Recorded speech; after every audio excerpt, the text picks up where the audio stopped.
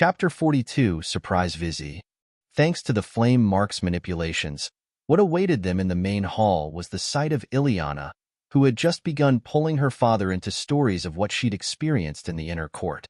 Wolfgang, who had not been able to take care of his daughter for a decade, listened to her with rapt attention while sighing at various moments due to emotion. It was in one of those sighs that alongside Conrad, Zamira walked into the hall. Instantaneously, Wolfgang's eyes locked on her while Ileana concealed her surprise at seeing the two return so quickly. Did her mother manage to handle Conrad's worrying condition with such ease? Ah, my lady, quick, quick. You must listen to the tales of our daughter. Surely, they will make you want to pamper her more in the future. He chortled, half serious, half looking for a random excuse to pull her by the hand and bring her to his side. However, as he stepped toward her, he spotted an unsteadiness in her gait that caused a mixture of confusion and concern to flash within his eyes. Since when did transcendent knights fail to walk straight? What's wrong with her? Although she concealed it well enough to deceive most with her bearing as a semi-saint, Wolfgang's eyes were too sharp to not spot the small inconsistencies in her footsteps. It was almost as if there was something between her thighs, a soreness that caused her to slightly lose balance at various intervals of time. All credits to Conrad's pounding, and knowing she could not hide her weakness from Wolfgang's sight, Zamira opted for a low approach. As he stepped toward her, she leaned against his chest in a subtle but sudden move that caught Wolfgang off guard. "It seems I didn't have enough last night. It wants more?" That whisper electrified the cracked count and brought a broad smile on his lips. "Ha ha ha, then more I shall give," he yelled without constraint, not knowing that as he held his lady by the waist, there was a drizzle of cum trickling down her thigh.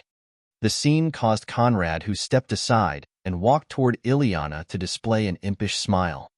A smile Ileana found problematic. "Why are you smiling like that? Still up to mischief?" "Me?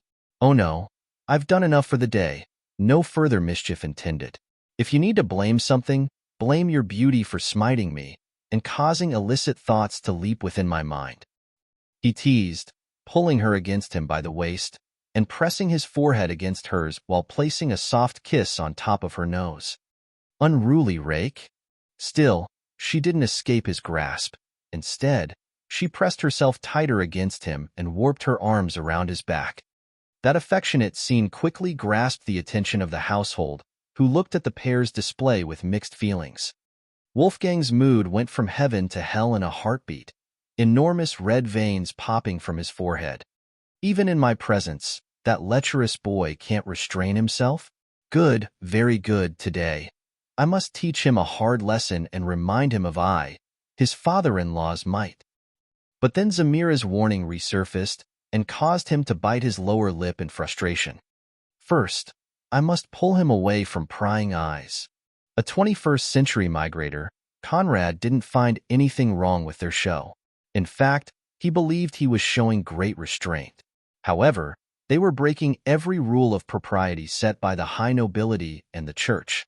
Nobility courtship had precise rules he'd been stepping on since his arrival. Thus, many of the male cracked nobles were displeased. As for the females, they tried to make a show of indifference, while secreting yearning for such brazen romance. Hum, hum. Wolfgang loudly cleared his throat to grab the pair's attention. "Conrad, since you will represent Housecracked in the upcoming competition, there are some things you need to learn to prepare accordingly. Follow me to my personal study so that I can teach you all there is to know about this competition and your potential opponents. No one is to disturb us." Without waiting for his approval, Wolfgang began leading the way toward his study, and poor Conrad, who truly wished to learn more about the competition to maximize his chances, followed him without a second thought, not knowing what was waiting for him. As soon as they walked past the door, Wolfgang lifted his right hand, causing a surge of spiritual energy to slam the door shut, and released a holy force field that suppressed Conrad's cultivation and blocked all noise within the study. "Damn philanderer. Today, in the name of both our ancestors, I must teach you a lesson," he roared, rolled up his sleeves, and walked toward Conrad at a slow, threatening pace. Wait, Weren't we supposed to talk about the competition? What's wrong with you? There will be time to talk about the competition after I beat you black and blue. Have you forgotten your lady's warning? Wolfgang floundered, but soon afterward carried on with his aggressive approach. Even if she finds out, I will find a way to coax her. I prefer her wrath to not venting my anger. Prepare yourself, scoundrel. Wolfgang leaped toward Conrad with his bared fists, ready to give him the beating of a lifetime. And Conrad, whose cultivation was suppressed by the holy force field, could not dodge the bullet. No, not the face. A solid punching session followed, after which a satisfied Wolfgang readjusted his collar and stepped toward the main seat while humming a jovial, victorious tune. Serves you right. In the future, let's see if you dare misbehave. As for Conrad, he laid bruised on the ground with his teeth clenched in indignation. Wolfgang cracked, "You can smash me in the morning. I will smash your wife in the evening, when her belly is swelling with my seed. See who bullies who." He roared inwardly, but then, the flame Mark's voice echoed within his mind. This cannot be allowed to go on any further. A son of his majesty cannot be pummeled days and nights by a peon. Taking his woman isn't enough. It's time we strike back. Hearing those words, Conrad's eyes sparked with a demonic glint. What do you propose? There is no way we can make him accept a master-servant contract in the traditional manner, but if you can make him sign a written version with his blood, you can reverse the tables and turn him into your lackey. Conrad's eyes lit up, but soon, his excitement died down. Let's not even talk about how I will accomplish that. Wouldn't a written version of the contract brand me as a demon? Written demonic contracts are only conducted in the infernal realm. Knowledge of them in the mortal planes is nigh inexistent. Even within the celestial church, only a scant few should be aware of their existence, and none should have been exposed to them. The flame Mark reassured, causing Conrad's apprehension to vanish. Then let's look for an opportunity to take the father-in-law down a peg. Knock, knock, knock. But at that time, a hurried knocking sound spread from the door and echoed within the study, causing puzzlement within Conrad's eyes and fury in Wolfgang's. Didn't I say no one was to disturb us? His bellow caused the knocking to stop, but soon afterward the trembling voice of a male servant came from behind. My apologies, my lord. A convoy of palace ladies just arrived at our doorstep. They say the holy consort is sending you gifts. The words transformed Wolfgang's rage into confusion in the split of a second. He strode toward the door, flung it open, and yanked the servant inside, firmly holding the trembling man by the shoulders. You said what? Else of House Metz is sending me, Wolfgang cracked, gifts? Chapter 43 The Holy Consort's Breathtaking Gifts. The male servant who struggled to remain on his feet gave a quick, fearful nod, then lowered his eyes to the ground. You can leave. Have them bring in the gifts. Wolfgang took a second to register the situation, then let go of the frightened man who deeply bowed before rushing out of the study. I'm quite curious as to what else finds fitting to send us the day following Ileana's return. This cannot be simple. Let's go. We can discuss the competition afterward. Conrad managed to stand back on his feet and follow the puzzled count toward the main hall where more than one cracked noble stood with similar confusion. Needless to say, they were aware of the current situation. Viscount Wolf, in particular, ran circles. His daughter was still within the hands of Else. Thus, more than anyone else, he dreaded the possibility of further clashes between the two parties. His evident concern didn't escape Wolfgang, who now eyed him with an apologetic gaze. Rest assured that as long as Daphne is within Elsa's hands, I won't go beyond a certain limit, he guaranteed while clasping his brother's shoulder with his large hand. Thank you, elder brother. Wolf nodded. At that time, the hall's door opened, revealing a procession of 11 palace ladies followed by the cracked servants who pulled in several hefty coffers. Of the 11 palace ladies, 9 were veiled, leaving only the 2 at their helm to show their face. Conrad's gaze ignored those coffers and locked on 2 of the veiled palace ladies who stood at the back of the procession. The reason for that sudden show of attention was that within his mind, he could feel the presence of 2 harem rings, and their owners immediately appeared within his mind, Phaedra and Aliki. What's the meaning of this? He wondered. Naturally, all the gathered folks showed various degrees of puzzlement, especially when the coffer's contents were revealed to be nothing more than luxury fabrics and jewelry. The cracked household stared with wide eyes. Is this a joke? While those fabrics and jewels were worth a substantial wealth, they were nothing for an Uridal house like the Cracks, unless she was making fun of them, for else to send such trinkets as gifts was incomprehensible. However, to Wolfgang's words, the two leading ladies gave a profound bow before replying. My lord, please do not misunderstand. Those gifts are not for Housecracked, but ornaments for the actual gifts. They then motioned toward the 9 ladies at their back, who one after the other removed their veils, revealing faces that caused the entire mansion to turn deathly silent. How could this be? Daphne? Wolf broke the silence while staring at his daughter, who stood among her attendants with a mischievous grin. Dad, I'm back. But as the Cracked focused on Daphne, Conrad's gaze moved between her and the 2 blue-eyed bombshell blondes behind her attendants. Indeed, they were his 2 early conquests, the sisters Phaedra and Aliki, and right now, their shimmering gaze also locked on him. Their presence gave a different meaning to the gift. This wasn't a gesture for the Cracked. It was a gesture for him, Conrad. The holy consort really treats me well, doesn't she? Meanwhile, the initial stupor had vanished, replaced by looks of shock, worry, and disbelief. Wolfgang stared at Zamira, who stared back at him while Ileana's eyes went back and forth between Daphne, her attendants, and the 2 maids at her back. What is the meaning of this? Wolf aside, not many could take this scene without some measure of apprehension. Unlike Ileana, Daphne was an imperial consort. From the moment she stepped into the palace with that title, she was destined to die within its walls, never to return to the outside world. Only on rare occasions were high-ranking consorts allowed to step outside of the imperial palace's walls to visit their relatives. Even then, tight escort would follow. In the last centuries, only else had received the privilege. However, if the palace lady's words were taken at face value, this wasn't merely a visit. They were sending Daphne back to Housecracked for good, to say nothing of the holy consort. Even the Holy Empress and the Dowager couldn't order such a thing. This was the Holy Emperor's jurisdiction.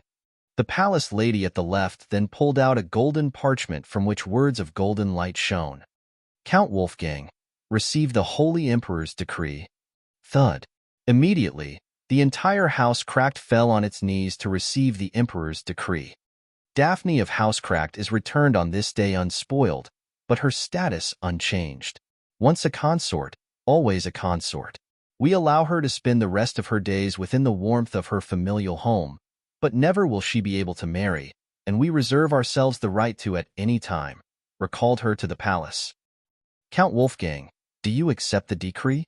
Your vassal accepts. Whether to accept or not was merely a formality. When the consequence of refusing an imperial decree was family extermination, who dared not accept them? The palace lady then folded the parchment, and alongside her co-worker, made way for Daphne to step toward her relatives. Now, apprehension had vanished in the hearts of most people, but in Wolfgang's discomfort was rising and filling his mouth with an acidic taste. She's saying 3 things.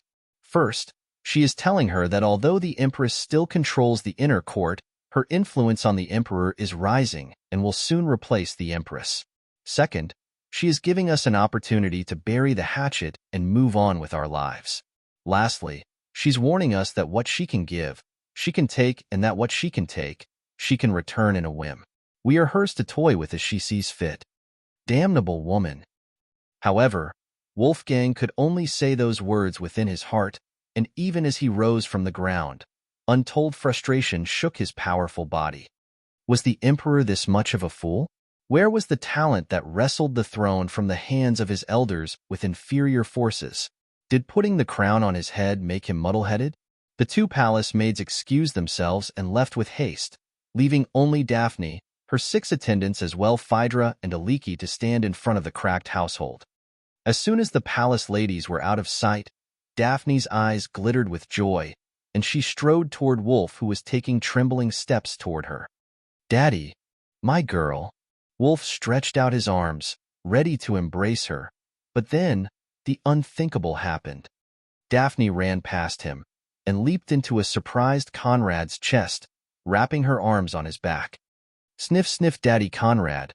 I missed you." The scene returned to a deathly silence, broken only by an incredulous Wolf who turned to see his daughter tightly hugging his future nephew and call him Daddy Conrad. "What is the meaning of this? Daphne, are you confused? Your father is here."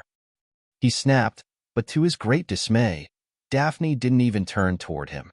"Sorry, you've been demoted to little dad. Conrad is now my big daddy." Black lines spread on the many gathered foreheads like wildfire. Conrad's was no exception. Chapter 44. All must surrender to Daphne. It was well known that Daphne had always been the little tyrant of Housecracked, afraid of neither heaven nor hell. Still, no one expected that upon her return, she would cause such a shocking scandal. Poor Wolf teetered, struggling to not fall on his, but while seeking help in his elder brother's eyes. There was no help to find. "Wolfgang, say something. What sorcery did your son-in-law use to bewitch my daughter?" To Wolfsire, Wolfgang really didn't know what to say. Thus, he opted for silence and started looking for an opportunity to disappear. It was then that a furious voice thundered within the hall. "Slut, let go of my man." Ileana roared and yanked Daphne away from Conrad's chest with a pull of her hairs. "Earg, let go of my hairs. What's wrong with you?" Daphne's aggrieved words only heightened the soaring wrath within Ileana's chest. Her slit emerald eyes burned with the rage of 10,000 furies as she held her cousin by the hair. "What's wrong with me? You've not even been here for 15 minutes that you're shamelessly snuggling against my fiancé?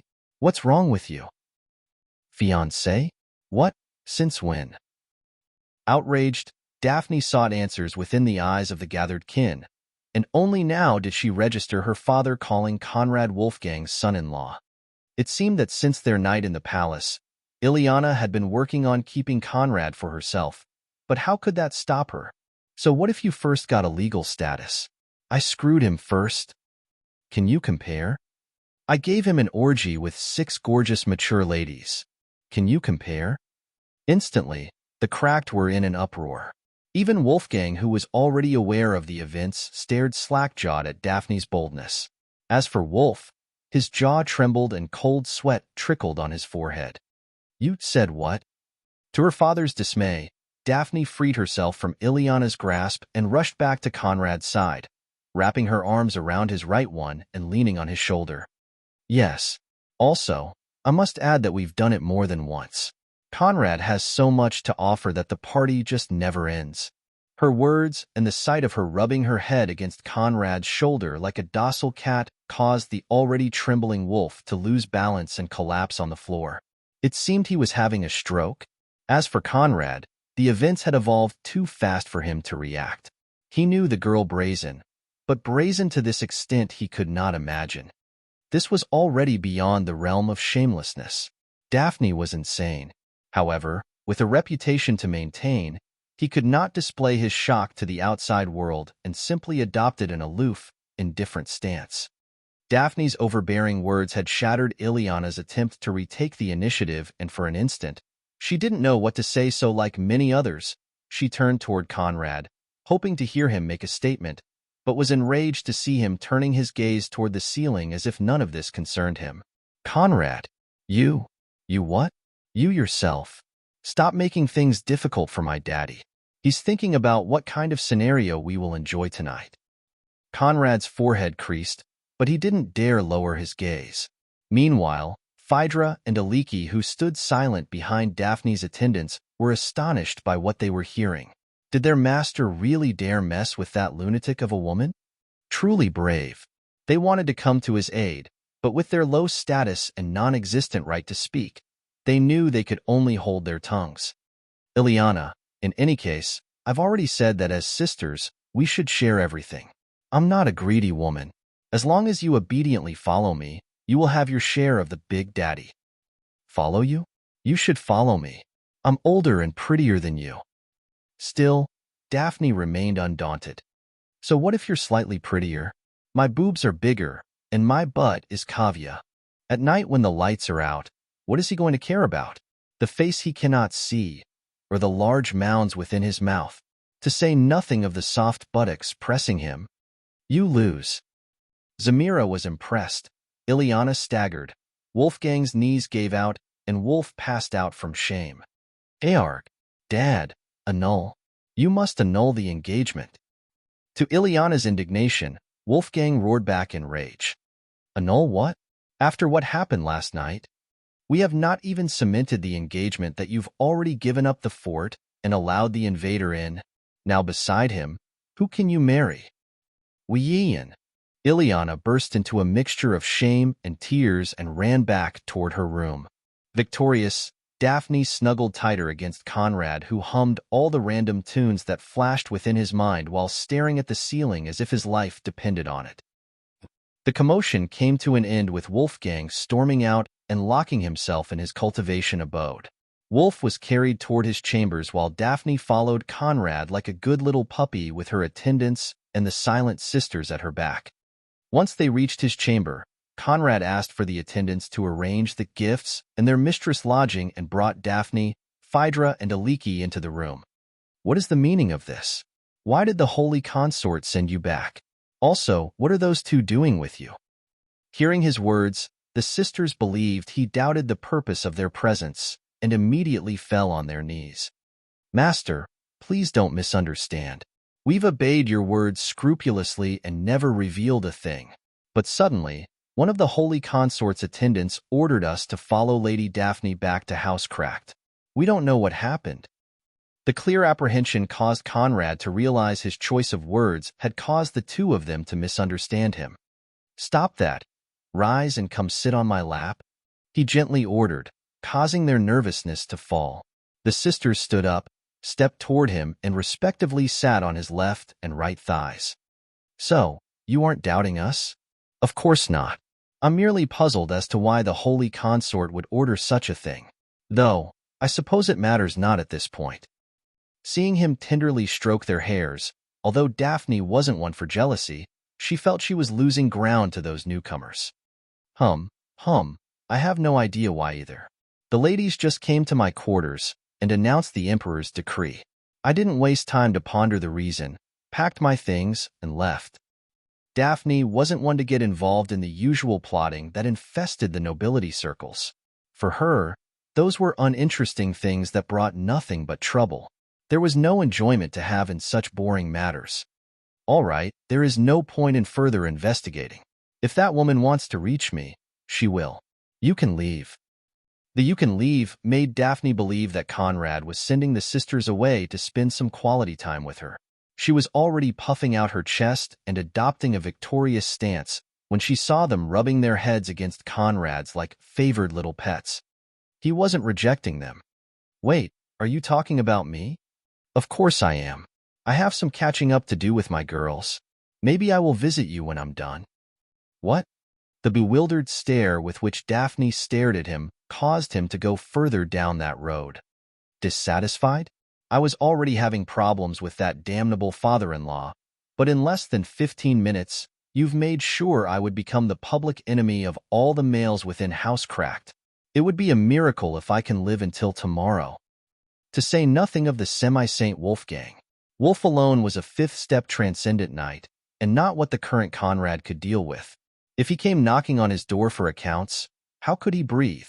Was it possible that he would have to hide behind Zamira during his entire stay in this mansion? Harmed. She truly harmed him. But, I missed you so.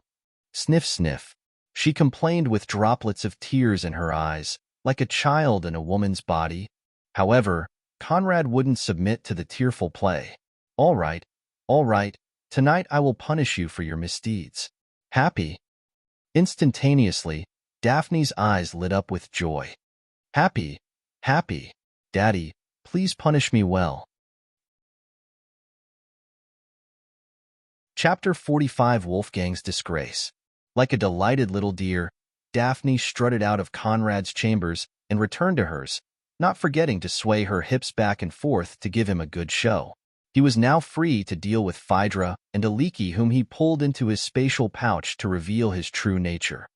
When the pair of vat wings and goat horns respectively sprang from his back and forehead, the sisters' eyes almost popped out of their sockets. "Demon, Master, you are a demon? How could this be?" The two turned their eyes to face one another and reaffirmed the truth through their mutual shock before returning their gaze onto Conrad, who stared at them with a smirk. Terrified? It would be a lie to say they were not alarmed. Although unlike the nobility and the clergy who treated matters pertaining to demons with severity, commoners and slaves saw them more as distant bogeymen. They were still known as terrifying creatures of sin and depravity who brought countless woes to the mortals that fell prey to them. However, thinking about it more carefully, the sisters realized that Conrad's revelation was a show of trust and their only opportunity to truly join his ranks. Should they step back now, there would be no future for them by his side. For the sake of that cock, could they not handle a bit of demonic blood? A new wind of resolve carried them onward, and they knelt with reverence. "Master, regardless of your origin, we swear to serve you across all lifetimes." The pledge caused Conrad to nod with approval. The sisters had not disappointed his expectations. Indeed, the key to a woman's submission was always a good shag. "Very well, we shall submit your pledge in a master-servant contract. Henceforth you belong, body and soul, to my household." The pentagrams were summoned, the demonic glyphs brought forth, and in a twister of purple fog, Phaedra and Aliki signed the demonic contract to officially become servants of Conrad's house. The terms were, however, more generous than what Freya and the other servants received, causing their talent to significantly increase. Their cultivation should have only risen to the 7th-step Adept Knight rank, but using a thin part of the energy gained from Zamira, Conrad brought it to the 8th, following which he gave them 2 of the high-grade true rank cultivation pills he possessed to make further breakthroughs. After refining them, their cultivations jumped by another 5 steps and reached the 4th-step true knight rank. Such progress in a single day was beyond their wildest dreams. "Thank you for your care, Master," they exclaimed in deep bows with their bodies trembling from emotions. They had not expected that as soon as they returned to his arms, Conrad would work so hard on promoting their cultivations and allowed them to save years, if not decades of hard work in a single day. Who didn't want to follow such a generous master? "This is no big deal. I still need to find a new cultivation method for you. I will try to find the most suitable, but after changing, we can't prevent your cultivation speed from stagnating a little bit. You will need to take some time to adjust and solidify your foundation." Changing cultivation methods was no small matter and, in most cases, did more harm than good unless the person was willing to destroy their foundation and start anew. However, Conrad was confident that within the system, he could find something perfectly suitable for his 2 beauties. "Tonight, I will return to take you to an entertaining gathering and give you a more proper reward." The mischievous grin with which he said those words convinced them of the gathering's licentious nature. As for the proper reward, what could it be beside the shag they desperately craved? The simple thought of what was to come sent jolts of electricity through their supple bodies. Afterward, he settled them within quarters to their likings and left the spatial pouch to return to the cracked mansion. Now it was time to deal with serious matters. Conrad was sitting cross-legged on his bed in silent meditation when the Flamemark's voice echoed within his head, thinking about how to completely take over this house. "Naturally, while I never cared about such matters, it goes without saying that I've antagonized all the male members of this house. They might not be taking action now, but who knows what will happen tomorrow or the day after. People are fickle. I cannot sit and wait for death. Even that father-in-law is not necessary that trustworthy. Who's to say that after obtaining the holy flame baptism quota, he will not find a way to put me to death and find himself a son-in-law to his liking?" Although Wolfgang had secluded himself in his cultivation abode, and Wolf was recovering from his massive shock, things still didn't bode well for Conrad. He had spotted more than one angry stare from some of the younger male nobles of House Cracked. Their experience told him would bring nothing but trouble. The best way to solve all this was to trick Wolfgang into signing a written master-servant contract. But how? You may not need to do anything. Be patient, be yourself, and the opportunity will most likely deliver itself. The events have already been set in motion. The flame mark assured, causing confusion to flash within Conrad's eyes.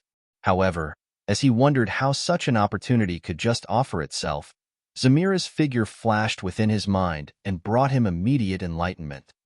Ha ha ha, I understand. Conrad burst into laughter, thinking that tomorrow morning would be remarkably entertaining. Without further bluster, the rest of the day was uneventful. Wolfgang spent the entire day locked in secluded cultivation, after which he returned to Zamira's bed intent on warming it. He found her resting on a pillow with a nightgown that caused blood to flow to his groins. "My love, here I am to fulfill your needs." He roared and pounced onto her. Although she didn't sound particularly thrilled, Zamira didn't reject him. But soon, Wolfgang was forced to realize that all his teasing and caresses were bringing no reaction from his partner. "What's wrong? Are you not in the mood?" he asked worriedly. It was odd. Her earlier words clearly implied that she expected him tonight. So why was she so different from her usual fiery self? However, Zamira's next words almost caused him to spurt blood. "I was, but how can I say this? I'm starting to feel like you got rusty." The mighty Uridal Count almost fell off the bed, the blow too hard to bear. "Come again? Last time was less than a week ago, and back then you were obviously much more responsive. How could I've gotten worse in the span of a few days? I don't believe it." He then tried to subdue her with oral work, but all his accumulated skills failed to excite and moisten her even a tiny bit. It was like trying to get a moan from a doll. "Stop, you've tried your best. It's not your fault. Perhaps all those years spent in arid cultivation caused you to slowly lose your touch. Maybe you're not just attuned with the current trends, or perhaps the problem lies with me. In any case, I'm not feeling anything. Sorry." Zamira would of course never reveal that Conrad was to blame for this. Even at the gate of the netherworld, she wouldn't. She slowly but firmly pushed the bewildered Wolfgang away from her and turned on her pillow to fall asleep. How could this be? Wolfgang stared slack-jawed at his beloved consort, who soon fell into deep slumber. Never in his life had he suffered such a heavy blow. Did I only manage to make her fall asleep? But at that time, throaty moans bypassed the walls and reached his sharp ears, causing his dazed eyes to turn toward their origin. Again? Does he dare? Wait, why am I hearing so many different female moans? 1, 2, 3, 4. How could this be? He's playing with 4 at the same time? Chapter 46, Falling in Line. Sometime before Wolfgang stepped toward Zamira's chambers, Conrad strode toward Daphne's. Unceremoniously, he shoved the door open, and as expected, Daphne was waiting for him.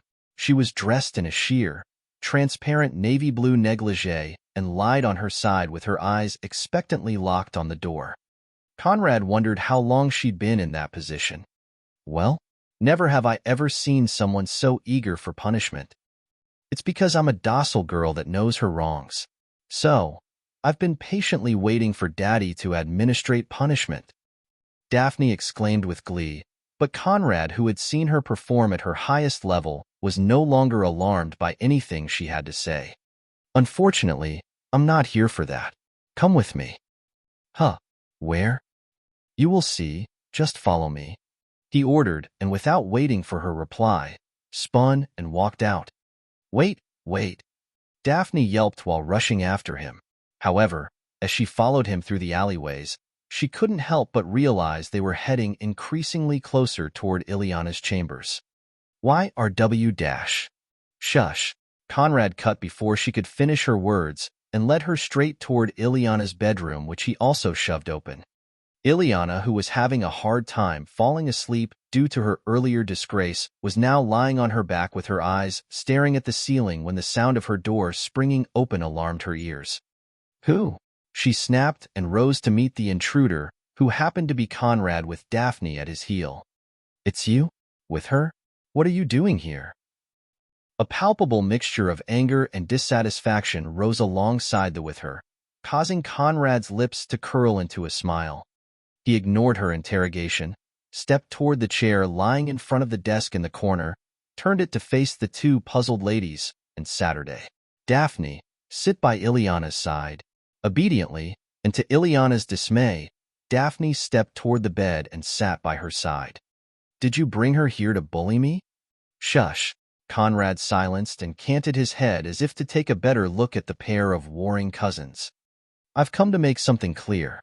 When you sign up for me, there is no expectation of monopoly. I will treasure you all equally, but if you cannot treat each other with the courtesy of sisters, I might let go of you entirely. I do not like rubbish. The coldness of his voice made the seriousness of his threat evident, causing both Ileana and Daphne to stare in shock. Losing the Conrad? How could this be permissible? Wait, I can share. If not for her being so greedy, there would have never been any issue to begin with. Daphne blurted out, causing Ileana to almost flip the bed. Who's greedy? The two of you are greedy. Why can't you be like my dad and satisfy yourself with one woman? Because I am Conrad. If I want you, I shall have you.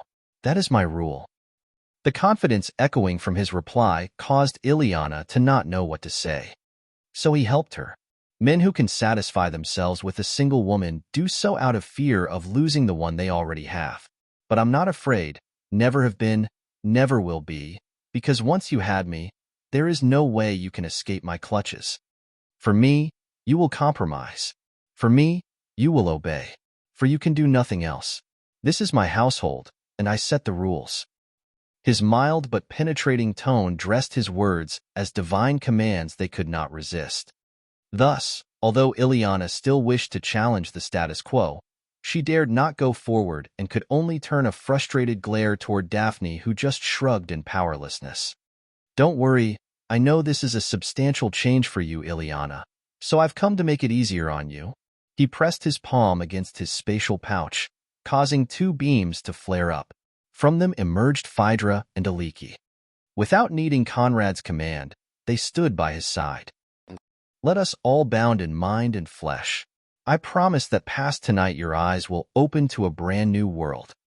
He pledged, his pitch-black eyes shimmering with dazzling violet light. Purple mist rose from his pores and soon covered the entire room.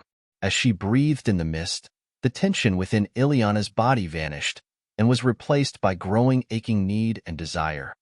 The same thing happened to the other females, and soon, they were all panting. Master! The sisters complained while turning their yearning eyes toward the sitting Conrad, who then wrapped his arms around their slender waists and pulled them into his lap. As for the cracked cousins, their hands threatened to move without their consent. Scoundrel! Ileana whispered, knowing the devil was making his move. Kiss! The word carried with it a compelling force that caused the cracked cousin's body to flare up. Their eyes met in a brief exchange that allowed them to see the heat rising in one another. Daphne licked her lips. Don't you however, before Ileana could finish, Daphne took her lips into hers and pressed her on the bed. Immerse. Quickly, Ileana submitted to her soaring lust, and her tongue intertwined with Daphne's. Good, very good. Give yourself up to debauchery and embrace the heavenly pleasures of my harem. Immerse. Pink flames of ecstasy coated Conrad's fingertips as he fondled the breasts of his two devoted servants. Oh, master, yes, just like that. From playing with their ample breasts, Conrad then went down to teasing their lower lips through their clothes.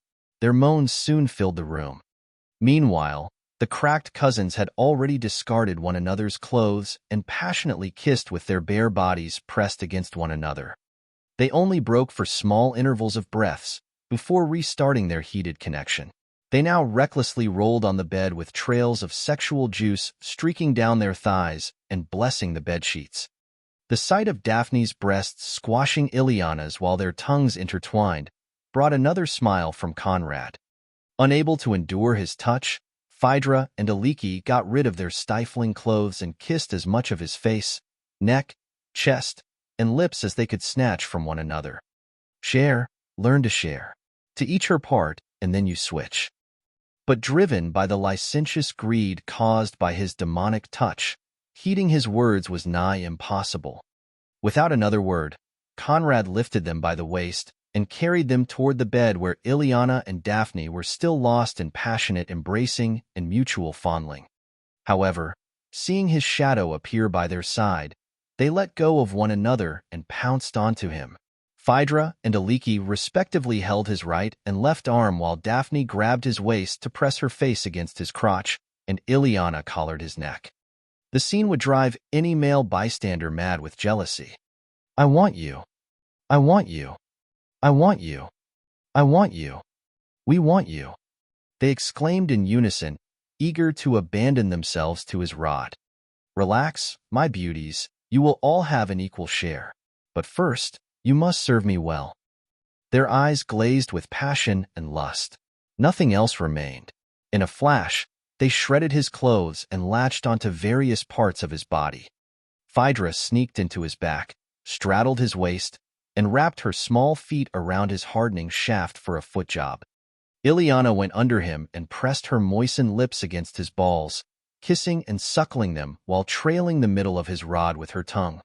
Daphne rose to bring her drenched cunt to his lips, while Aliki kissed all the available parts of his body and brought his fingers to her cunt. All needy, all hungry, all passionate and wild. On. Daphne moaned as Conrad flicked his tongue across her clit and kissed her labia. Ooh. Aliki groaned, losing control of her kissing pace when Conrad's deft fingers sneaked into her and teased her insides. Meanwhile, his fully hardened cock was being played within Phaedra's rubbing feet while getting moistened by Ileana's saliva. Her tongue teased the tip of his urethra, then licked the underside and glided all the way down to his balls, which she cupped within her inexperienced hands. Conrad's head now rested against Phaedra's breasts, while Daphne's juices flooded his mouth and streaked down his throat. Even for him, this was rare delight. He revolved the 100-flower scripture, causing a whirlwind of petals to shroud their debauched quintet. The spiritual connection was established, and they all shared in the pleasure they were providing him while he shared in theirs. Yes, right there. Right there. That's the spot. Oh, coming. Coming. Like beings of one mind, Daphne and Aliki groaned, one in his mouth and the other on his right hand. Conrad's throbbing shaft shook, and he released his spunk on Ileana's face, inducing a contented sigh from her lips. We're only getting started. He pulled up the cum-soaked Ileana and impaled her on his rod, all the way down to his balls in one go. Oh! The soft cushion of her butt cheeks hugged his balls. He then pulled one of her erect nipples into his mouth, and the pounding began. Meanwhile, Wolfgang had stormed out of his room to track the noise, but as he approached Ileana's room, he no longer dared step forward. Yet, he also didn't dare step backward, and so he stood there in awe, listening to the crescendo of 4 different moans that assaulted his ears, as well as the smashing sound of flesh against flesh that made evident the stage they were currently at. How can he draw such volume from them? Even at my best, I could not get a tenth of this from Zamira. Is it possible that I have to learn from him? The entangled bodies moved in various positions and switched spots on Conrad's rod to experience the full flavor of its heat. Ileana was the first to fall and receive his spunk within her cunt. Daphne then swiftly followed, after which Phaedra and Aliki each got their turn. Then they started all over again, repeating the rotation of mating until all had been creamed at least 4 times in a session that lasted for 3/4 of the night. The girls now laid on the bed, passed out from exhaustion with silent cultivation base breakthroughs of various magnitude, while Conrad sat cross-legged and stored the generated energy. Phaedra and Aliki reached the 8th step true night rank. Daphne reached the 1st step grand night rank. As for Ileana, she was very close to the 2nd step and could break through at any time. Chapter 47. Be careful of what you pledge. Wolfgang, whose ears bore witness to this feat of debauchery, was confused on what to do. The volume Conrad managed to get out of the 4 ladies was enough to attest to his formidable battle skills. Thus, The mighty count was tempted to ask for his help. However, how could he? Was he going to bring his 2 centuries-old self to ask a less than 20-years-old junior how to please his consort? Was there a more straightforward way of throwing his face? He couldn't do it. Alas, Zamira's calm, ferocious words still echoed within his mind and hammered at his male dignity. Maybe I can coerce him into keeping it a secret? How difficult can it be to tie the lips of a grand night teenager? And in any case, I'm not asking for his help. We will just be exchanging pointers. Yes, exchanging pointers. His voice trailed, and he left for his chambers. Soon afterward, Conrad did the same. The sun quickly rose, its rays shafting through the windows and burdening Conrad's sight. He stood up, ready to enjoy a relaxing bath when a knocking sound echoed from his door. Knock, knock, knock. Already? He couldn't wait any longer. TSS, TSS, TSS. With such impatience, no wonder he fails to excel in the bedsheets. I probably don't even need to take the blame. Conrad inwardly joked and moved toward the door. Leisurely, he opened it, revealing the presence of a short male servant who bowed in greetings as soon as he met his eyes. Greetings, sir. His lordship is requesting your presence in his study. Understood. You may leave. Conrad then leisurely crossed the distance toward Wolfgang's study and stepped in. Wolfgang was currently standing with his arms crossed below his back and his gaze directed toward the window, like a lofty expert gazing into the distance. Seeing his stance, Conrad was forced to stiffen a laugh. Do you need to put up such pretense when you're about to ask for bedchamber lessons? TSS, TSS, TSS. Naturally, he didn't say that out loud and steadily walked toward the main desk. Greetings, father-in-law. I was told you requested my presence. Indeed. Have a sit. Conrad didn't reject and sat within the wooden chair facing the desk. I have summoned you for an important discussion. First, do you know for how long has Housecracked existed? Tens of thousands of years? Conrad called a random number. As in Uridal Housecracked possessed at least 10,000 years of history. As for how long exactly, he had no idea. 50,000 to be more accurate. In past eras, our ancestors received great deeds of lands from past holy emperors for their innumerable contributions on the battlefield and established Housecracked. Since then, we've accumulated countless merits, but it is not merit alone that allowed us to stand firm within the nobility of this country. No, what truly preserved us is our care for our established traditions. Wolfgang began in a tirade that caused confusion to flash within Conrad's eyes. What was he getting to with all this irrelevant nonsense? We've established and observed many traditions across the ages, but chief among those, and one of our most cherished, is the talk. The talk? Conrad repeated Wolfgang's solemn words. Yes, the talk. An opportunity for the father-in-law to test his future son-in-law's understanding of the pleasure arts to ensure his daughter's happiness. The seriousness with which Wolfgang spoke those unbelievable words caused Conrad to stare at him slack-jawed and reappraise that father-in-law of his. Loads of horseshit. Even in my previous life, I've never heard such righteous bullshitting. Wolfgang paid little attention to his astonishment and finally turned from the window to face Conrad with his grave emerald eyes. And now it is time for us to have the talk.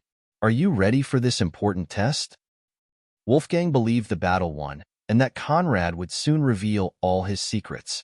However, his next words caused him to fly into rage. No thanks. I'm a proven veteran in the pleasure arts and need no confirmation from someone as untested as you are. No offense. Wolfgang's palm slammed the table with large veins protruding from his temple. Are you looking down on our traditions, or are you looking down on me? Toward his fit of fury, Conrad remained unafraid. If anyone is looking down on someone here, it is you. Am I a 3-year-old kid that you think you can swindle me with such a bullshit story? Even the most gullible of fools wouldn't believe it. Conrad's retort caused Wolfgang's face to contort into an awful grimace. Do you think I would invent traditions for nothing? I just want to make sure my daughter is in good hands, so I'm making the moral sacrifice of discussing such matters with you. How dare you insult my good intentions? Shameless. Completely and utterly shameless. Was Daphne really Wolf's daughter and not Wolfgang's? Hum. You don't need to worry about Ileana. In fact, I believe a quick talk will reveal that I am more than she can handle. However, I wonder if upon asking her about the truth of this tradition, she will hold the same speech as you. Wolfgang staggered, hesitation flashing within his eyes, but soon he recomposed himself. This is a tradition passed on from father to son and only known by the male line. Naturally, she is not aware. Oh, very well, then let's check with Wolf. Matter of fact, let's bring in all the male members of Housecracked and ask them if they know the talk. The thought of being made a fool in front of all the male members of his house made Wolfgang wobble, and as he sought countermeasures, Conrad carried on.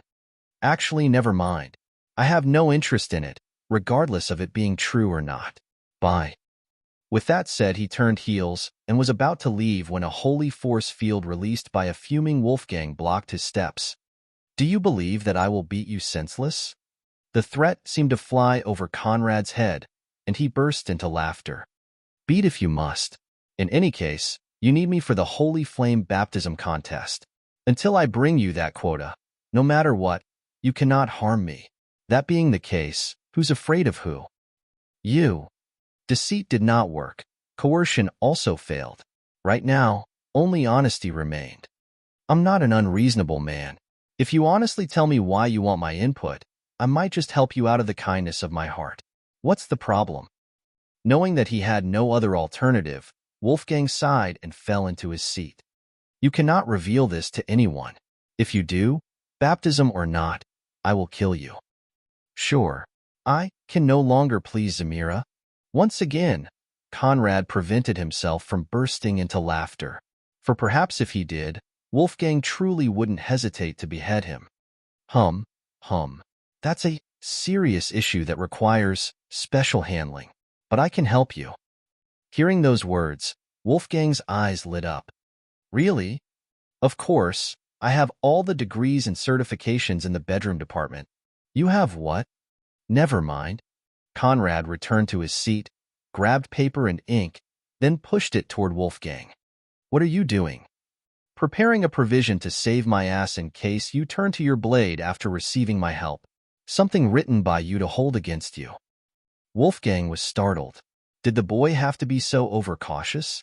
He wanted to argue, but seeing the seriousness within Conrad's gaze, he knew this part was non-negotiable.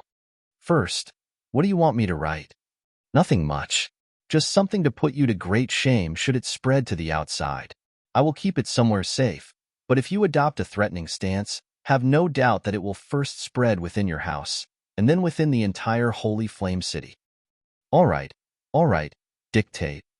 Wolfgang no longer wished to inquire on Conrad's need for protection. The sooner he was done with this, the sooner he could regain his dignity. I, Wolfgang of Housecracked, in exchange for obtaining the means to please my consort, submit my life, my body, and my soul to the great demon prince Conrad.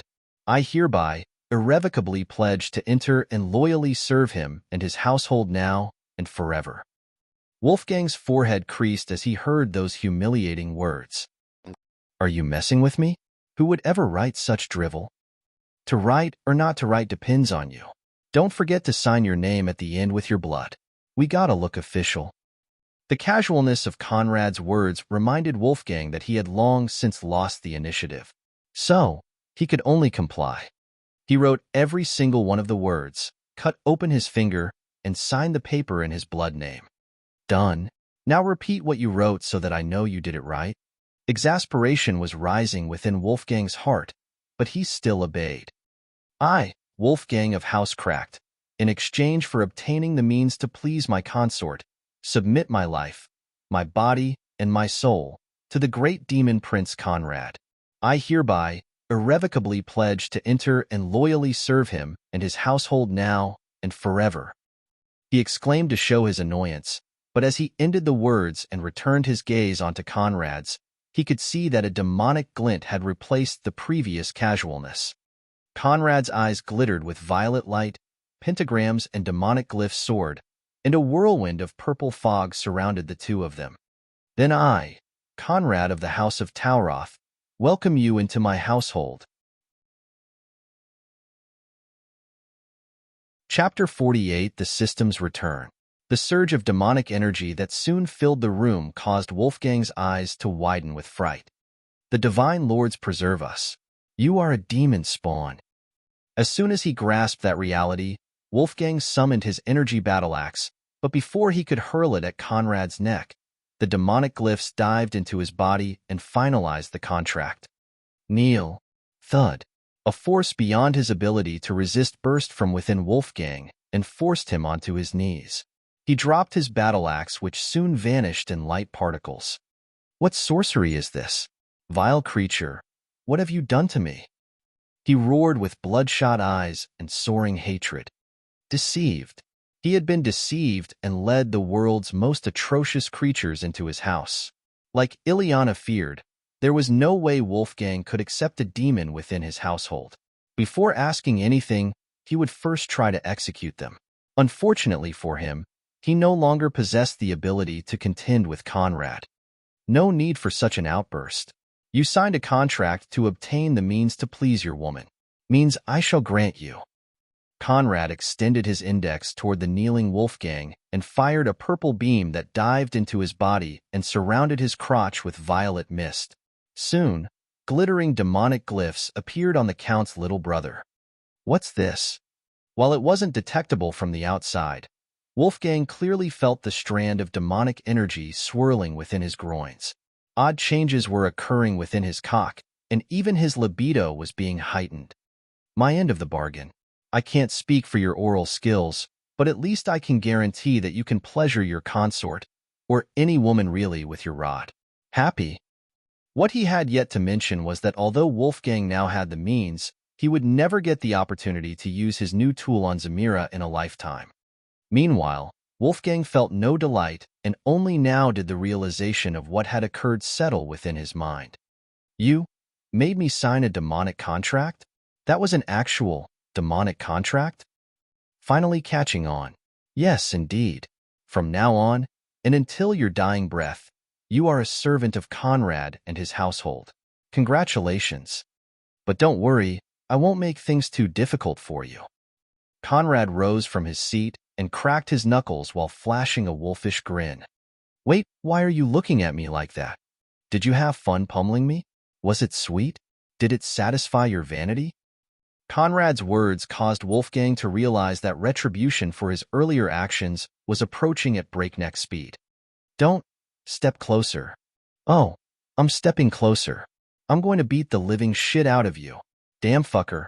It is always I who bullies people. When was it your turn to bully me? His right fist flew straight into Wolfgang's face. Bam asterisk bam star. A ferocious punching session began. A session Conrad used to vent all his accumulated frustration, Wolfgang style. Boss, I apologize, mighty boss, please stop punching me. For the first time in his life, Wolfgang had been beaten black and blue, losing all the dignity of an Uridal count. Satisfied, Conrad returned to his seat. Hum. I hope you can understand the situation for what it is. You no longer have any means to challenge me. Your life and soul are within my hands, and I could reprogram you if I wished to. But this doesn't have to be a sour relationship. As Ileana's father, I will certainly not mistreat you. In the future, I can even improve the terms of your contract. Also, don't be swindled by the Celestial Church's brainwashing. I may be a demon, but I bring only joy wherever I go. Granted, it's only meant for women, but in a nutshell, I'm a good guy, and you will bring no harm to the common people by serving me wholeheartedly. Bullshit. You are clearly a terrible wolf in sheep clothing. Why did the Divine Lords allow me to get swindled by you? Wolfgang inwardly cursed, not knowing that his thoughts were also within Conrad's grasp. I can read your mind. What? A servant's sole comfort was the ability to curse his master within the shadows of his mind. Couldn't he even obtain that privilege? Fret not. I can allow you to curse me once a week and in your sleep. But otherwise, it's forbidden. Surely, A show of generosity was necessary? Huh. Wolfgang couldn't believe his ears. Was he truly being given a cursing quota? Thank you. I suppose. Thank you? Didn't you forget something? Oh, apologies. Thank you, boss. Wolfgang struggled to say through his teeth. Congratulations, Count Wolfgang. You have officially joined the mob. Conrad chortled, causing Wolfgang to collapse in shame. Wait. You can't faint yet. Now that we've established the nature of our new relationship, there are some things you must become aware of, and some plans we have to set into motion. Clap, clap, clap. Following Conrad's 3 claps, purple fog condensed by Wolfgang's side, and from it, Zamira emerged. Seeing his beloved consort appear out of thin hair, Wolfgang was overtaken by confusion and an ominous, stinging feeling. Master, you summoned me? A unique advantage of the master-servant contract was that, like familiars, the servants could be summoned by the master at any time. As a former barbarian chieftain, Zamira was well aware of that, and so wasn't startled. But her 4 words caused Wolfgang's apprehension to blossom into dread. Master? What is the meaning of this? You can't be. Before he could finish his words, Zamira turned a puzzled glance toward him, then alternated between Conrad and him. Conrad read the question within her eyes.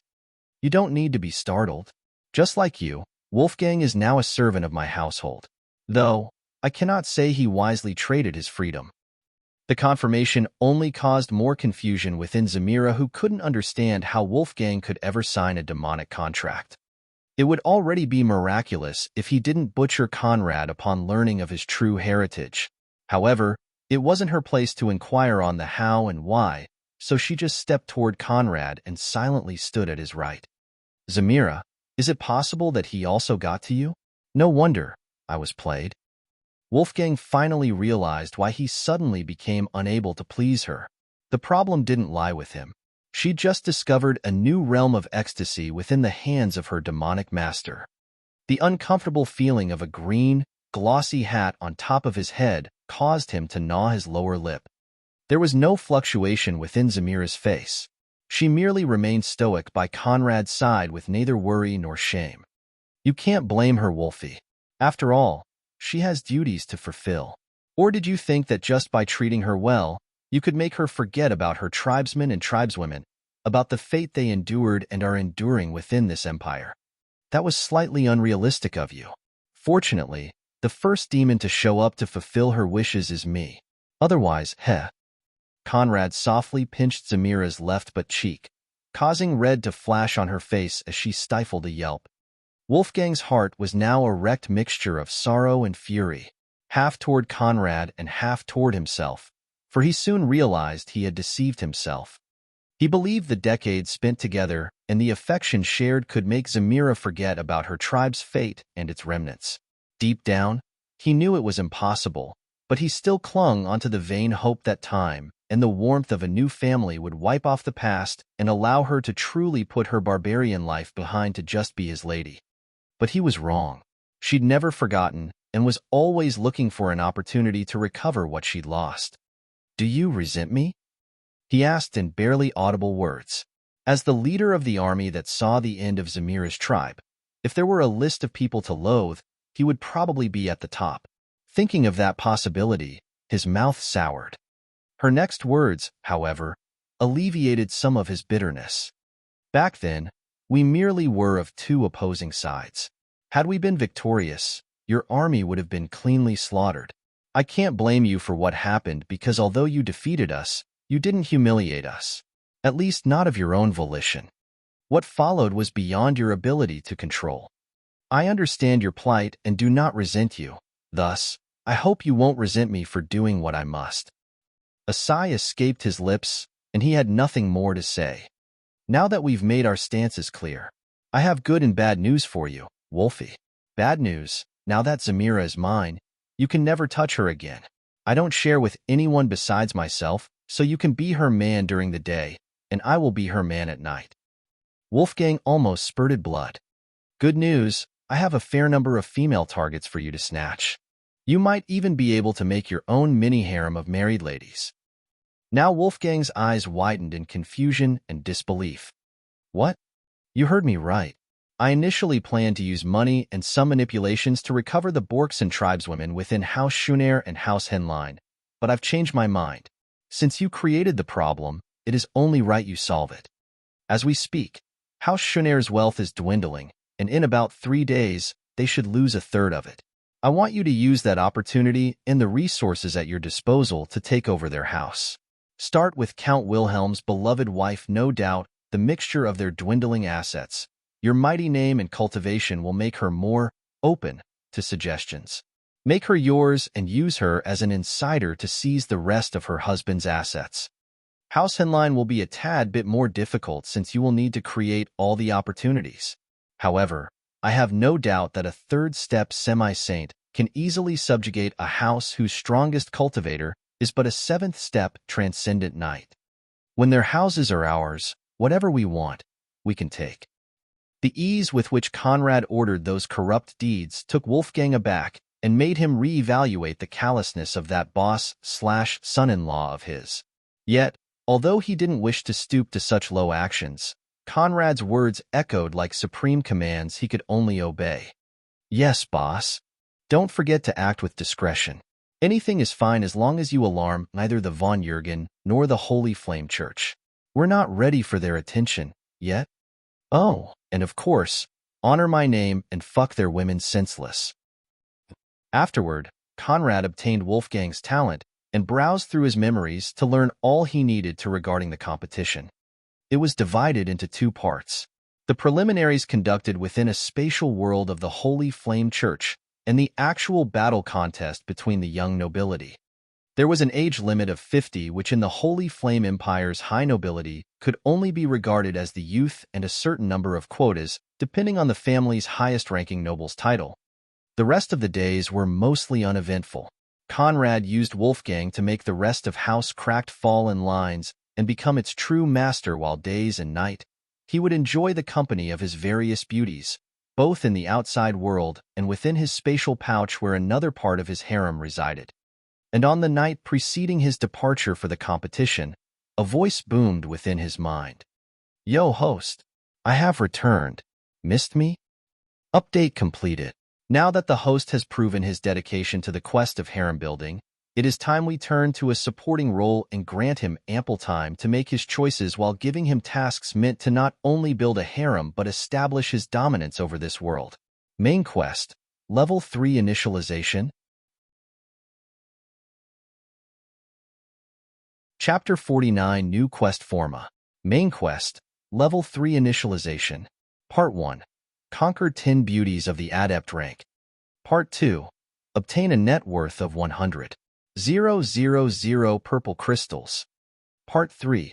Establish a partnership with a low-ranking, or higher, member of the Holy Flame Empire's nobility. Main rewards: Harem Expert Rank, Cultivation Base Breakthrough, Fortune Will Quota. Ability Reward: Origin Sight, Flesh Healing Kiss. Time frame: 1 month. Status: Completed. Wait, see completed? For an instant, the system believed its data erroneous, but quickly it recalled Conrad was not far from completing the first part of the quest before it went on vacation, so it was no longer startled. All right. Not bad, host. You live up to the name of Harem Expert. Want me to distribute the rewards first, or just initialize the next quest? Within his mind, Conrad observed all this with a weird look. Just carry on. I'm not sure you're ready to distribute rewards yet. Haha, don't underestimate the might of the main quest. Main quest, Level 4 Initialization. Part 1. Conquer 20 Beauties of the True Rank. Part 2. Obtain a net worth of 1,000,000 purple crystals. Part 3. Establish connections with at least 5 low-ranking members of the Holy Flame Empire's nobility or 1 mid-ranking member. Part 4. Plant at least 1 spy within a low-ranking noble house. Main reward: Harem Master Rank, free Grand to Arch Physique Upgrade, 2 mid-grade 3rd Circle spells. Ability rewards: Invisibility, Heart Mending Kiss. Time frame: 3 months. Status: Completed. See? Completed. Wait. Completed? Again? What the fuck? Knowing this was going to take some time, Conrad lied on his bed to hum one of his favorite Earth tunes while ignoring the system's outburst. This makes no sense. It has only been a week. What sorcery did you use to complete all those tasks? What purpose do I serve if you can finish the main quest without me even telling you what it is? The system wanted to cry, but as a system, it truly had no tears to shed. Stats. I must check the stats. Name, Conrad.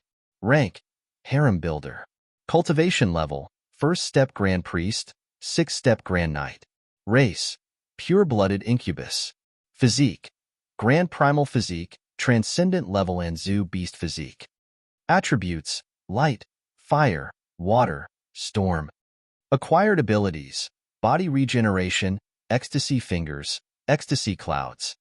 Bloodline abilities, female dream theft, transformation skill, arousal aura, desire flames, bewitching fog, telekinesis.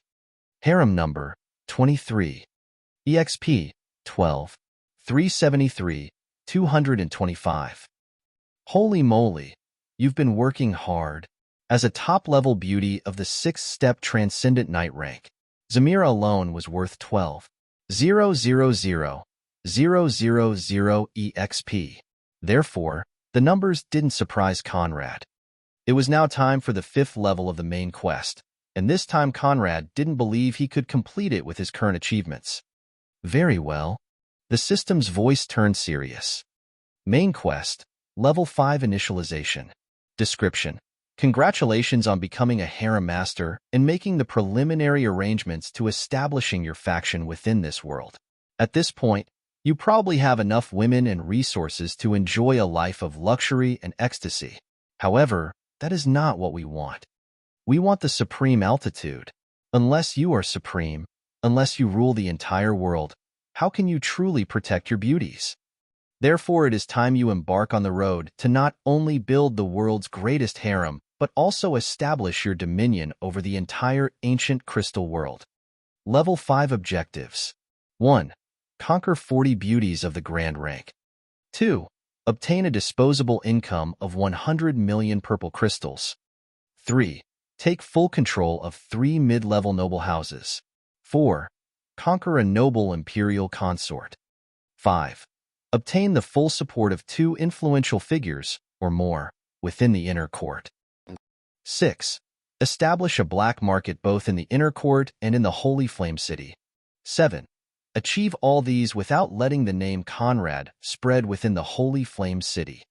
Main rewards, Harem Grandmaster rank, cultivation harmonization, if applicable, free bloodline upgrade.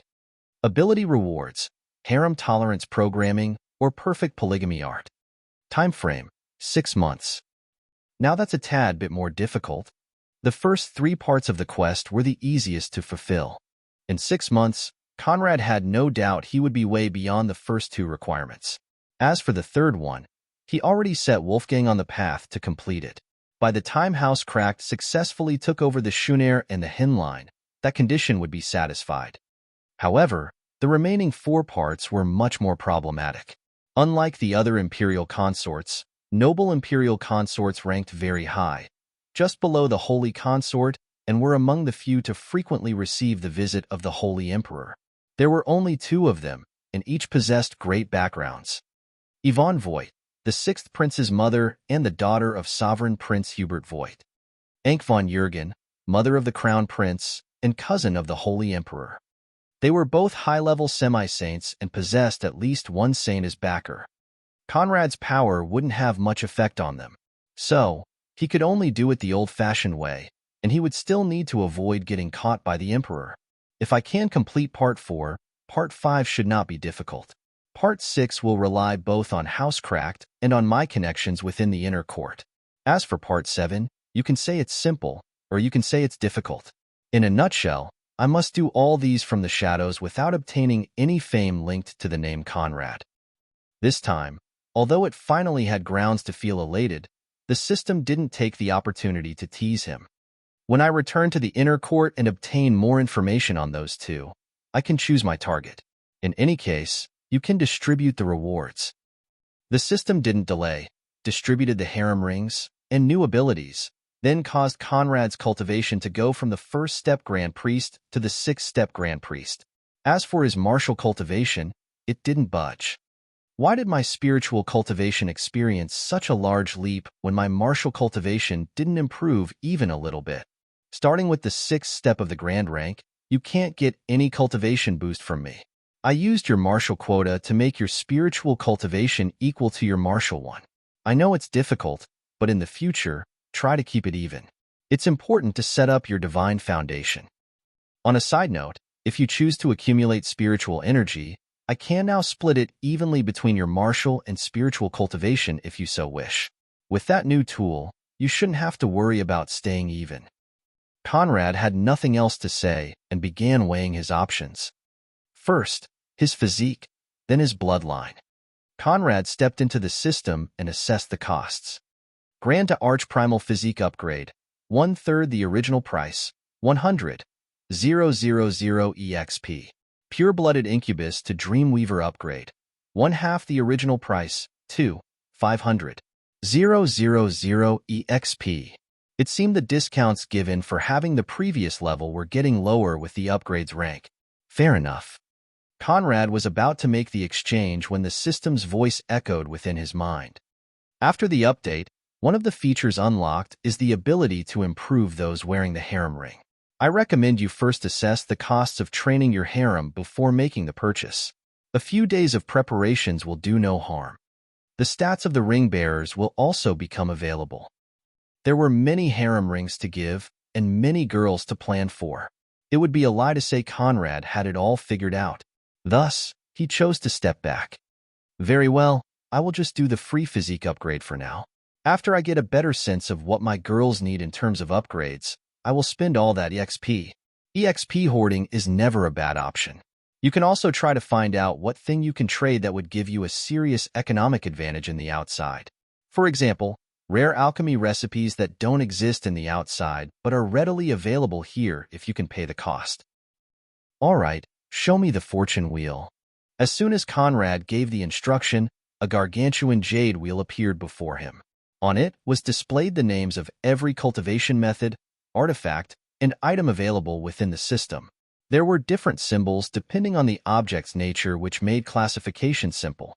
In the middle of the wheel stood a vertical arrow ready to spin at Conrad's command. Go, he ordered, causing the arrow to rotate, at first slowly, and then picking up the pace to reach a speed normal eyes couldn't follow. Conrad let it spin for 30 seconds before steeling himself to halt its course. Stop!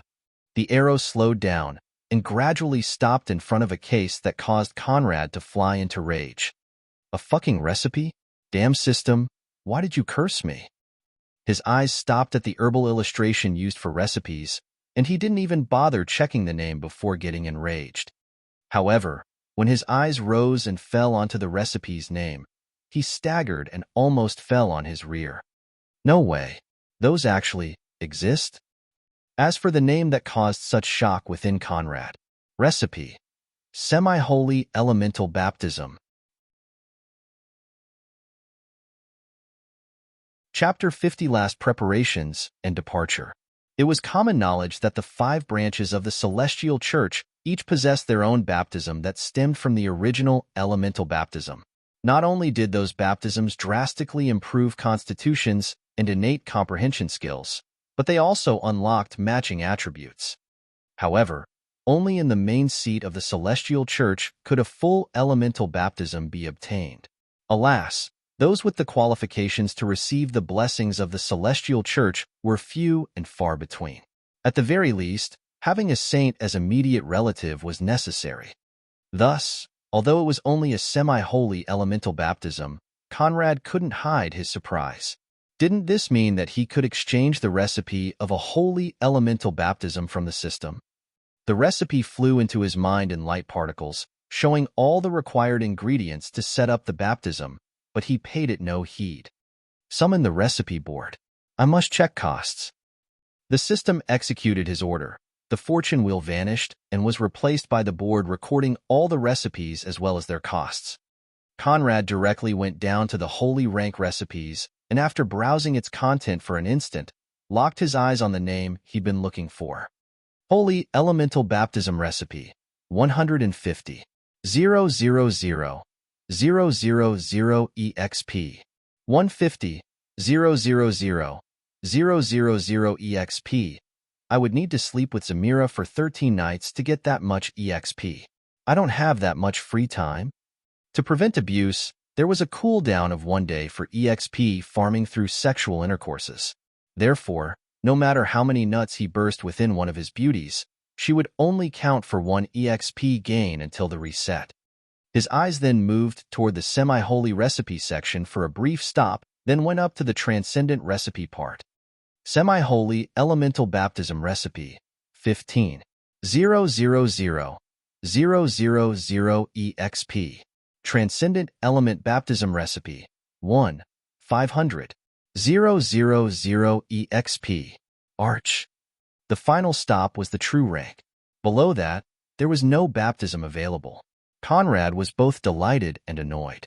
Delighted because he had no doubt that with those recipes, he could flip the Holy Flame Empire's economy upside down, and annoyed because there was no way he could do so without challenging the church. Obviously, the plan would be to sell the baptisms and not the recipes. However, the appearance of non-church-controlled baptisms was bound to trigger in-depth investigations that would ultimately lead back to him. To say nothing of the faraway celestial church. The Holy Flame Church alone possessed a large number of saints and semi-saints that could effortlessly trample all his planning.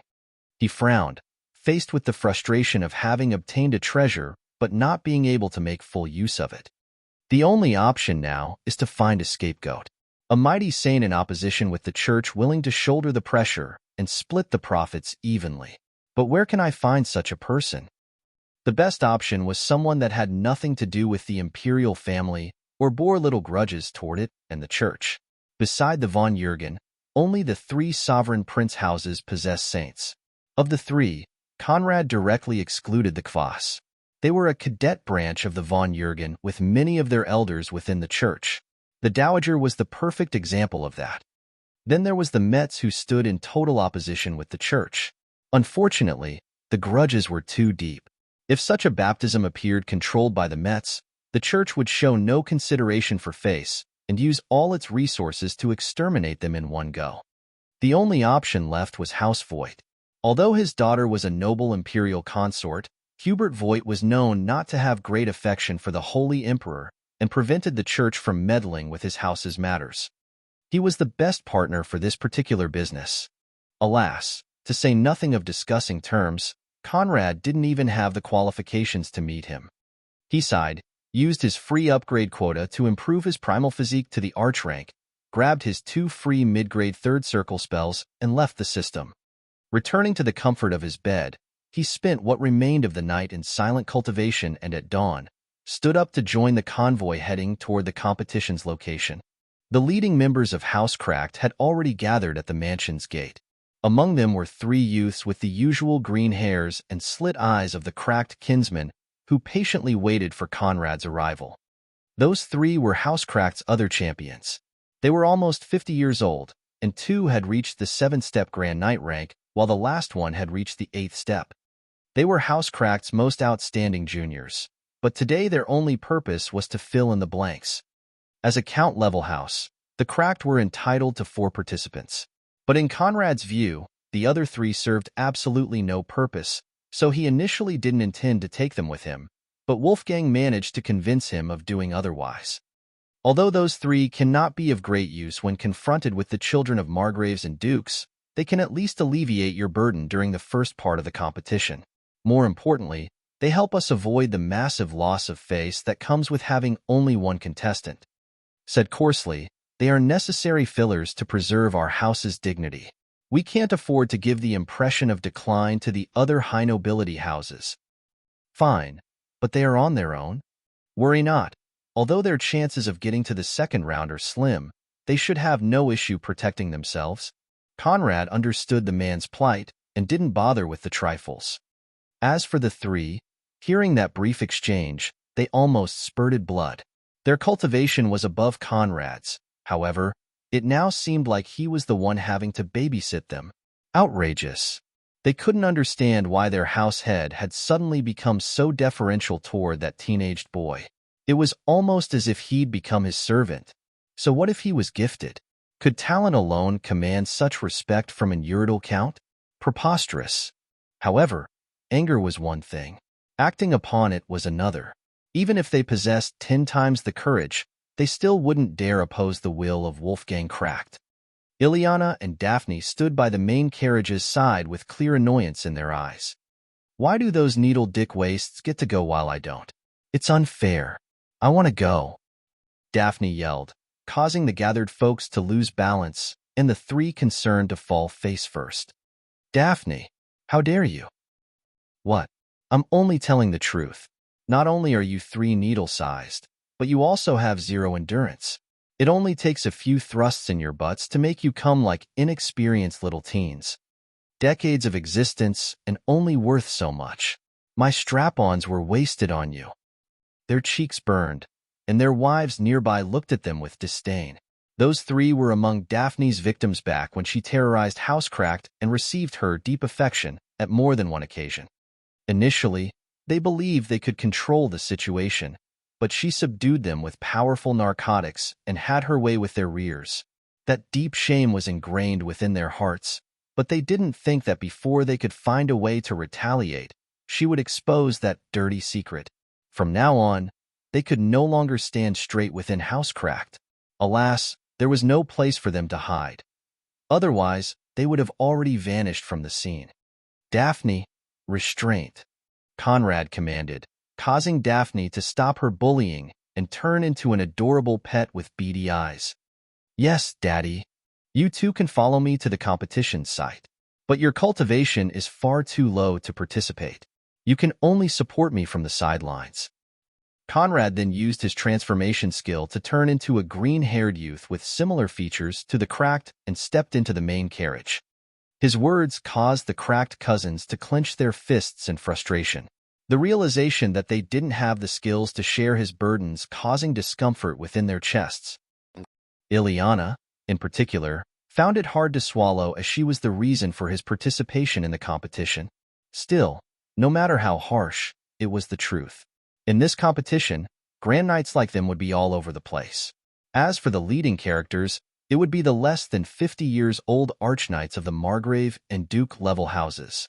However, as they brooded over their lack of skills, Conrad pulled them into the carriage and enlaced them against his left and right. It's all right. Why do you even want to participate? Since you have me, you should forget about struggling to enjoy a life of bliss and prosperity. Let me become your sun and moon and hold the sky should it threaten to collapse. Daphne found those words very pleasing to the ears and pressed her head tighter against Conrad's chest with a contented smile. Ileana, however, was of another mind. Humph, there is no way in hell I will ever settle for that. If my man must go on the battlefield, I must follow him to slay his enemies. Chapter 51 The Nobility Gathers. Well, you better work hard. Your path to greatness starts in the bedroom, and I must say you still have a lot to learn. Conrad chortled, causing Ileana's cheek to redden in shame. Don't worry, I will teach her all she needs to know. Who needs to learn from you? Hey, after all the bonding we did last time, you still have the face to act so high and mighty? Sorry, it's no longer credible. You. Once again defeated, Ileana had nothing left to say. Conrad then pulled out 2 harem rings and placed them on their fingers. Naturally, their reactions wildly differed. While Daphne was elated, Ileana, why do we have the very same ring? Couldn't stomach having the same model.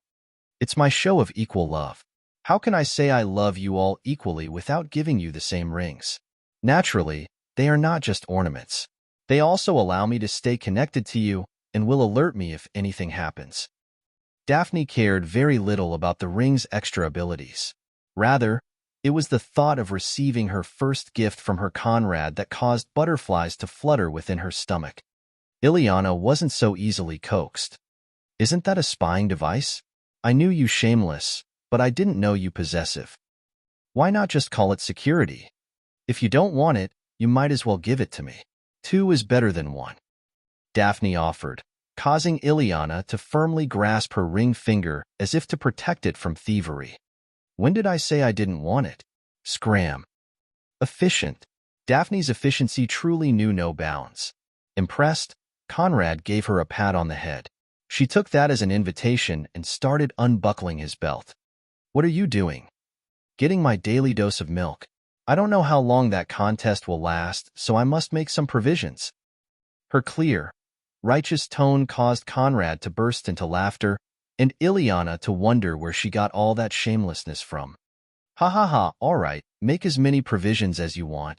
Wait, I must help her to make sure she doesn't let it spill, yes? Ileana soon joined the fray, and the cracked cousins attacked Conrad's rod on 2 fronts. The rest of the trip was action-packed. The contest took place within the Holy Flame Temple.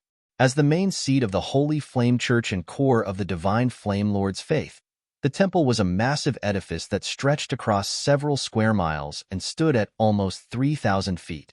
Supported by sky-high white pillars that reminisced of antique Greek architecture, its entrance was open to all, but not many dared step inside. Today, however, a crowd had gathered at the bottom of the staircase leading inside while many others approached at breakneck speed. More than one commoner was almost squashed by those rushing carriages that paid no heed to the lives of the lowborn. In fact, among the many carriages heading toward the Holy Flame Temple, beside the cracked, very few advanced at moderate speed. Soon after they reached destination, the trio descended from the carriage.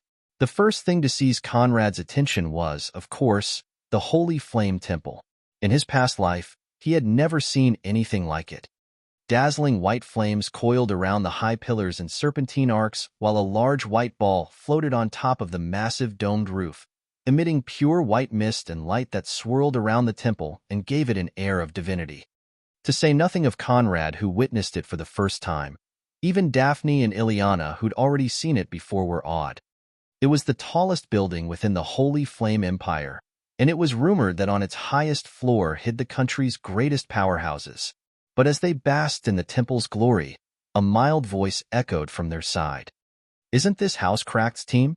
Could it be Lady Ileana I see from here? Nobility carriages all bore the emblems of their respective houses.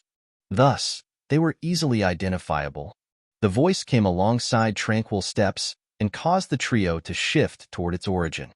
It was a silver-eyed, handsome youth whose shoulder-length black hairs were held in curls. Dressed in a lavish brocade robe, he possessed the cultivated air of superiority that swirled around most children of high nobility and did nothing to conceal it. Kalaman Schlesinger? Having met him more than once, Ileana first recognized him. Instantaneously, her gaze chilled. Behind the youth was an ordered group of 5 people who tailed his footsteps with deference.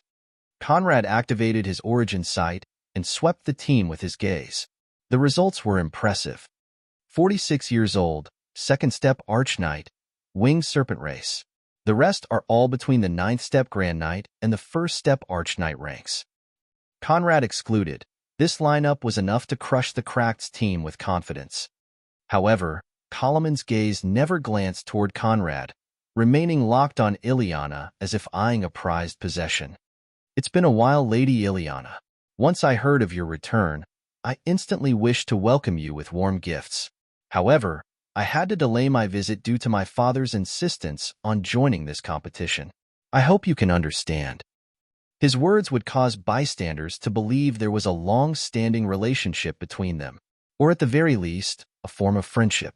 But in Ileana's eyes, Conrad saw only annoyance and disgust. As for Daphne, after seeing the group's emblem and making a quick calculation, she knew who they were dealing with. Who is he? Conrad asked her in a mental message. He is the 4th son of the Schlesinger Duke. Although his father is a 7th step semi-saint with vast lands and armies, he is an honorable man with clear morals. In the past, when Uncle was looking for potential matches for Ileana, he settled on House Schlesinger, believing that with the father's level of virtue and integrity, the child couldn't be far behind. And indeed, on the outside, that man maintains an excellent disguise. Inwardly, though, he is nothing more than an obnoxious cunt. When asked about his opinion regarding marriage with Ileana, he first refused to comment. Then in front of her, and in the middle of a gathering of nobles, he proclaimed that thanks to her appearance, he could forget his status and take her as his concubine. However, a human half-breed could never be his wife. But I guess that now that House Crack's estates are at stake, a human half-breed can become his wife. Despicable. Daphne replied with rising disgust, and her words caused Conrad's eyes to glitter with callousness. There is no relationship between us. Thus, there is no need for you to welcome me. Don't cause unnecessary misunderstandings. Ileana replied, her tone dry and filled with discomfort. Seeing the Schlesinger and Cracked emblems, a crowd had quickly gathered around them. Within was a mixture of Brifidel and Uridal nobles who observed the scene with great interest. Hey, Kalaman is really thick-skinned. I still remember how he shamed the poor lass in the middle of dozens of Uridal nobles for no reason whatsoever. Now today, with his wife close by, he has the nerves to approach her and act as if nothing happened? Impressive. The one who spoke was a purple-haired man with pitch-black eyes that seemed as deep as the night sky. Snuggled against him was a beautiful woman of similar features who observed the scene with disinterest. What about you, Lars? Aren't you also looking for an opportunity to make a move? I suppose that was I not here, you would already be over there. Haha, how could you say that? But they both knew she was right. Undisturbed by Ileana's words and tone, Kalaman stepped toward her, completely ignoring the three cracked champions nearby and the green-haired youth by her side whom he assumed was another one of her kinsmen. There is, of course, a relationship, and a rather deep one at that. Weren't we almost married? In fact, if it weren't for ill-intentioned people sowing discord, we would now be husband and wife. I'm here to rectify. Enough with the drivel. Your disgraceful presence irritates us all. Kalaman stopped dead in his tracks and fired a furious glare toward the origin of those words. Beside Conrad, who else could it be? You said what? I don't repeat myself to worms. You have 3 breaths to get lost. The Gauls. How dare you insult the son of a duke? Who the hell are you?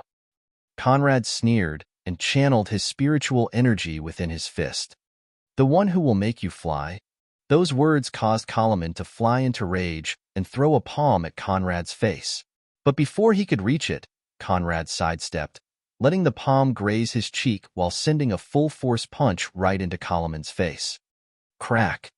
His fist crashed into the nobleman's nose, shattered his nasal bones, and like a meteor, sent him flying through the air in a mesmerizing arc. Chapter 52, Might vs. Skills. Kalaman. The remaining members of House Schlesinger's team yelled as they witnessed Kalaman's flight. Before he could crash onto the ground, the 2 first-step archknights among them rushed to catch him mid-air, managing to prevent further damage. A deathly silence imposed itself on the scene as the gathered nobles fell to stupor. Although despicable, Kalaman ranked among the most outstanding of the Holy Flame Empire's nobility beneath the age of 50. Even when taking the sovereign prince houses and the imperial family into account, he was still in the top 100. To see such a character sent flying with one punch by a nobody was incomprehensible. Kalaman's body trembled, not from pain, but from humiliation as he pressed his hand against his broken nose and wiped off the blood trickling from it. It appears I underestimated you. His eyes now ignored Ileana and focused solely on Conrad, who stared at him with naked condescendence. You are not worthy of estimating me. Conrad's conceited words caused Kalaman's lips to curl into a bone-chilling smile. Really? Let's see about that. He freed himself from his teammate's grasp and slowly stood up. As he did, the wind surrounding him seemed to blow faster, swirling around his body at soaring speed.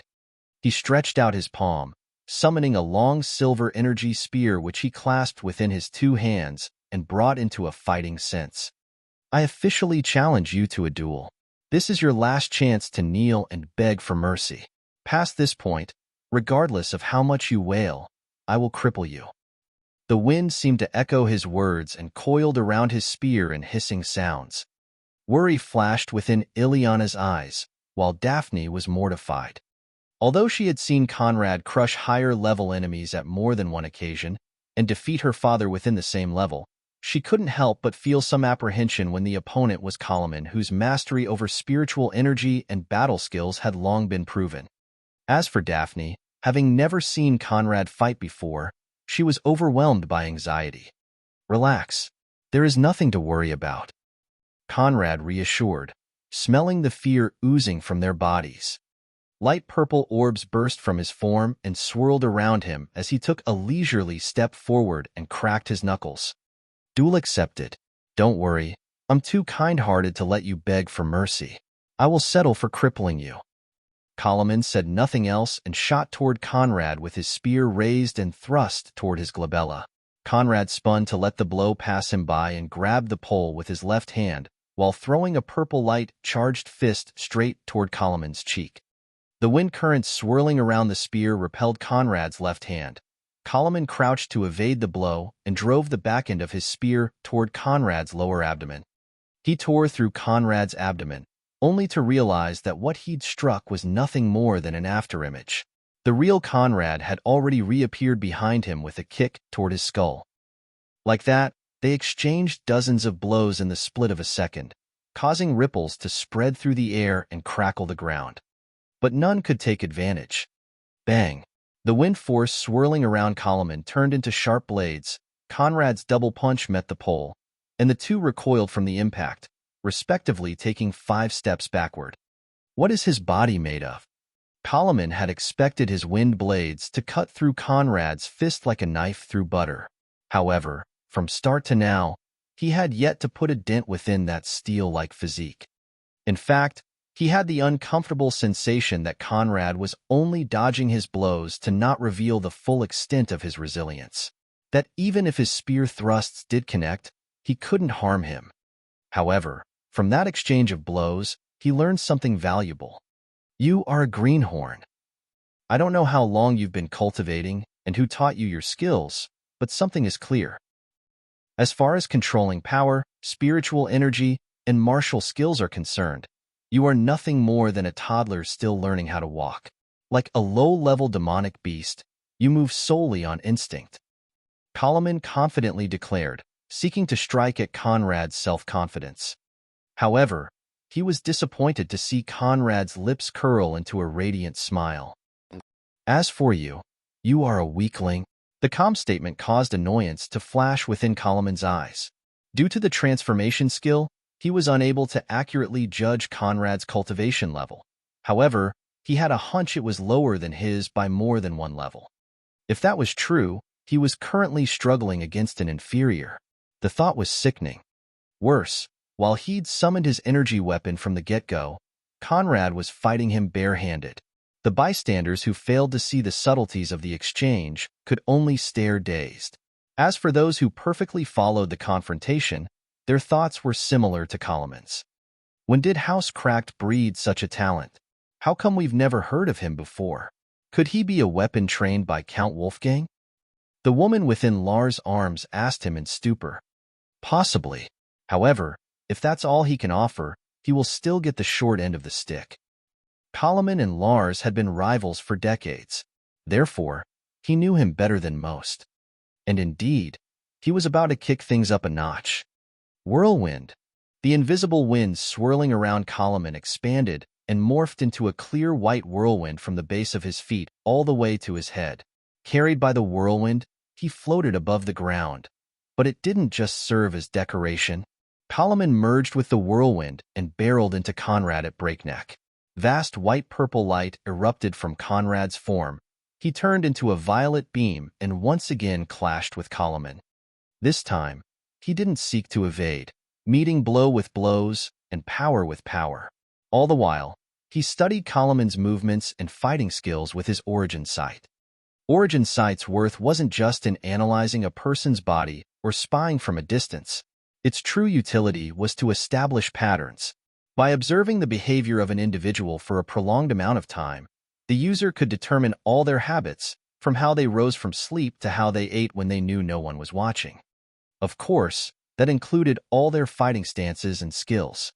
Unbeknown to Kalaman, Conrad was drawing a clear map of his fighting style and using it to perfect his own. In the blink of an eye, they exchanged 100 blows, but while it seemed like the stalemate perdured, apprehension was rising within Kalaman's heart. Playtime's over, the map was complete. Conrad soared into the sky and descended onto Kalaman's face with a knee blow. Bang! The collision dispersed Kalaman's whirlwind. Conrad's knee crashed into his face and further mangled his already broken nose. Kalaman flew into the ground and cratered with blood gushing from his nose and mouth. But before he could return to his feet, Conrad appeared by his side and threw a vicious kick onto his chest. Energy armor. Kalaman didn't want to summon his energy armor when Conrad had yet to bring out his weapon, but right now, he could no longer care about any of that. A jet-black scale armor covered his body and reduced most of the damage received from Conrad's kick. With a somersault, he returned onto his feet. "Oh, are you that desperate about becoming my punching bag? All right, I will help you."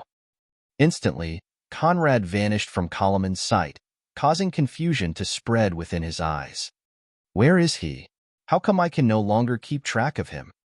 Unlike the space attribute, the light attribute couldn't be used for teleportation. No matter how fast and instantaneous it looked, it was still speed. Therefore, Kalaman had full confidence he could follow Conrad's trails. However, now he couldn't. Here. A punch came from Kalaman's left, dislocated his jaw, and sent him rolling onto the ground. Here. A kick struck him from the back of his head and propelled him forward. Here. Here. Here. Conrad's voice echoed within the air with dozens of afterimages as he beat Kalaman black and blue. Thanks to the energy armor, Kalaman avoided severe injuries, but his dignity had been crushed into nothingness. Aoarg! He howled as Conrad's foot stomped his head and nailed him onto the ground in a humiliating position. Shut up! Conrad flipped Kalaman onto his back with another kick and smashed his foot into his teeth. MHM. More than one tooth broke, the disgraced nobleman's blood now covering Conrad's heels. Silence once again reigned within the crowd. How could this be? Why did the table turn so suddenly and so brutally? Lars wondered as he witnessed his longtime rival crushed beneath the newcomer's heel. Berserk force burst from Kalaman's body and pushed Conrad away from him. I will kill you. Kalaman's eyes shone with killing intent. A gigantic illusory winged serpent appeared at his back and lifted him onto his feet. He was about to use his race's innate ability to end Conrad's life. But before he could make use of it, halt! A voice thundered, carrying with it boundless might that suppressed both Conrad and Kalaman. All switched attention toward its origin, which turned out to be a middle-aged man dressed in a spacious yellow cassock, and seeing the white flame emblem embroidered on its chest, the gathered nobles bowed in reverence. Greetings, Your Eminence. The man was a bishop of the Holy Flame Church and therefore a semi-saint. Be it in status or in cultivation, he was leagues above any of them. Chapter 53 Tez. What is the meaning of this? At the doorstep of the Holy Flame Temple, under the watchful gaze of the Divine Flame Lord, you dare act unruly? The bishop's words carried formless holy force that further oppressed both Kalaman and Conrad. The illusory winged serpent at Kalaman's back vanished, and he fell onto his knees. As for Conrad, the level of strength used was only enough to make him tremble. However, to avoid provoking the semi-saint anymore, he feigned weakness and knelt. Bishop Alto, this? Silence. Bishop Alto cut Kalaman in his attempt to justify himself. He was relatively short, standing only at a modest 165 meters. However, his aura refined through 1,000 years of cultivation caused most to be unable to look down on him. Your reasons are irrelevant, and I will warn you all only once. Regardless of your background, when you reach the temple staircase, the only things in you should be humility and reverence. Otherwise, no matter how mighty, your elders cannot save you. Now, follow me. Bishop Alto spat, flung his sleeves, and led the way toward the temples inside. Without hesitation, the contestants followed him, crossed the stairs, and walked into the Holy Flame Temple. Marble white walls painted with humanoid flame-winged creatures awaited them within. Some couldn't help but let their gaze drift onto the paintings, representations of the elemental beings serving the divine Flame Lord's will, while others cared very little and remained focused on the road ahead. The spiritual energy here is hundreds of times purer than in the outside, Conrad appraised, and soon, they reached an altar surrounded by 4 15-feet-tall pedestals, each lighted by bright white flames. Above the altar floated a white orb, alike the one hovering above the temple's roof. This is where the chosen of the winning team will receive the Holy Flame Baptism, Bishop Alto flatly said before leading the way toward another location. This time, he brought the troop across a corridor through which they reached a spacious room where another bishop awaited by the side of a human-sized blue prism. And this is where the first part of the competition will be conducted. Alto's index aimed at the human-sized prism floating by his fellow bishop's side. Incomprehension flashed within some of the contestants' eyes, but soon it was replaced by enlightenment. It should be a space treasure, Conrad explained toward Daphne and Ileana. Even among the nobility, space treasures were few and far between. The main reason was that they were not produced within the Holy Flame Empire, but mostly came from the Space Temple within the Great Void Empire. Therefore, many of the gathered individuals had never been exposed to one beforehand. First, we will register your names, assess your age, number of teammates, and cultivation levels to make sure you fit the requirements before officially starting the competition. By the way, in case you possess one, you're not allowed to bring in space treasures or anything besides what we provide you with. Another team is already waiting at the testing location. Follow me. The bishop standing by the floating prism's side never said a word, and his gaze also never seemed to fall onto the contestants as if none of this had anything to do with him. Clearly, he'd rather be someplace else. Alto brought his troop through another corridor and reached the testing hall where the team he mentioned was standing in front of a sky blue tower. Alto stepped toward a nearby desk and sat while pulling out a paper list and ink. Meanwhile, all the contestants he brought with him stared at the present team with dread. There were 9 of them in total, and all were contestants. Such a quota was reserved solely for the imperial family. Each possessed the textbook translucent skin, silky silver hairs, and eyes of the paragon spirit race. Each brimmed with power and confidence. At their helm were 2 people dressed in the golden robes reserved for the imperial princes. Seeing them, Conrad's eyes shone with confusion. Who are those 2? The 5th prince, Holger von Jürgen, and the 9th prince Nils von Jürgen. Ileana replied to Conrad's inquiry. Conrad's eyes ignored the 5th prince to focus on the 9th. A slender youth with a piercing, sword-like gaze, he held himself with a military discipline that seemed out of place on one so young.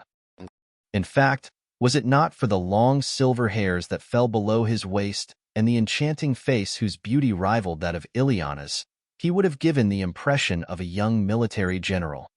But the more Conrad looked at him, the more he felt something amiss, so he used his origin sight to clarify the 9th prince's characteristics. Are you sure he's a prince? Of course, he is well known as the most outstanding imperial prince with talent, rivaling the current crown prince. Why such a question? Conrad turned a confused glare toward Ileana, a glare that made her wonder if there was something wrong with her face. What's wrong with you? Why are you looking at me like that? Why? What's wrong with me? What's wrong with you? This is obviously a princess. How does such beauty pass off as a prince? Are you all blind or retarded? Huh. Ileana stared blankly for an instant, then switched her gaze toward the 9th prince to observe him more closely. I know his face is deceiving, but you shouldn't get swindled by it. Why would the imperial family pass off a princess as a prince when they are already 8 before him? Regardless of his looks, he has to be a prince. At times, the confidence within her tone wavered as the 9th prince's fairy-like face seemed to say otherwise. Yes, it wouldn't be the first time an androgynous man with beauty eclipsing women's appears within the world. Why make such a fuss? Conrad was astonished. Was he truly the only one seeing through this farce? Daphne, what do you think about the ninth prince? He's prettier than most women I've met in my life. So, doesn't that tell you he's probably a she? How could that be possible? He's probably just one of those rare men born with female faces. Don't tell me you got trapped. Aarg. Conrad would have flipped a table if one stood in front of him. Unfortunately, none did. It was then that Bishop Alto's voice echoed within the hall. I will now call the registered houses. When I do, the concerned contestants should line up in front of the tower, give their names and press their hands onto it. As for the spectators, they can stand on the side. Later, they will be sent to the lodgings assigned for them. House Spitzer. Here. The concerned group stepped forward. There were only 3 people, showing that House Spitzer was of the Viscount level. Viscount level houses had 3 quotas, Count level houses had 4, the Margrave level had 5, and the Duke level had 6. As for Sovereign Prince level houses, they had 8, but none was present. One after the other, they gave their names and had their age and cultivation level tested by the tower. House. Repeatedly, the groups went forward to register names and go through the assessment. First, it was the Viscount level houses. Then it was the Count level houses. This went on until finally, House Cracked. Alongside House Cracked's 3 fillers, Conrad stepped toward the sky blue tower. Having witnessed the thrashing Kalaman received at his hands, the 3 fillers stood behind him with politeness and deference. Name? Anselm Cracked. Conrad called the name he'd settled on with Wolfgang and stepped toward the tower. As soon as he pressed his hands onto it, the tower shone with sky blue light that condensed data on top of Conrad's head. Age, 17. Cultivation level, 6-step Grand Knight, 6-step Grand Priest. Without delay, the semi-saint recorded the information. However, the gathered individuals who still recalled the previous battle were terror-stricken. Say 17. Just, at the Grand level? 5 levels below me? Impossible, impossible. Kalaman struggled to say through his teeth while staring incredulously at the data above Conrad's head. The eyes of his peers then turned toward him, and all looked at him with a gaze that seemed to be saying, Dude, you have lived in vain. Even his wife by his side had lost all respect for him. And seeing all those unbearable stares, Kalaman staggered. His cheeks burned, and his mouth was filled with the iron taste of blood. He almost spurted. The testing carried on until only one group remained. Naturally, it was the von Jürgen. And after they registered, Conrad realized the competition was fierce. The 9th prince aside, even the weakest among them were 2nd-step arch-knights. As for the strongest, it was the 5th prince. 45 years old, 4th-step arch-knight.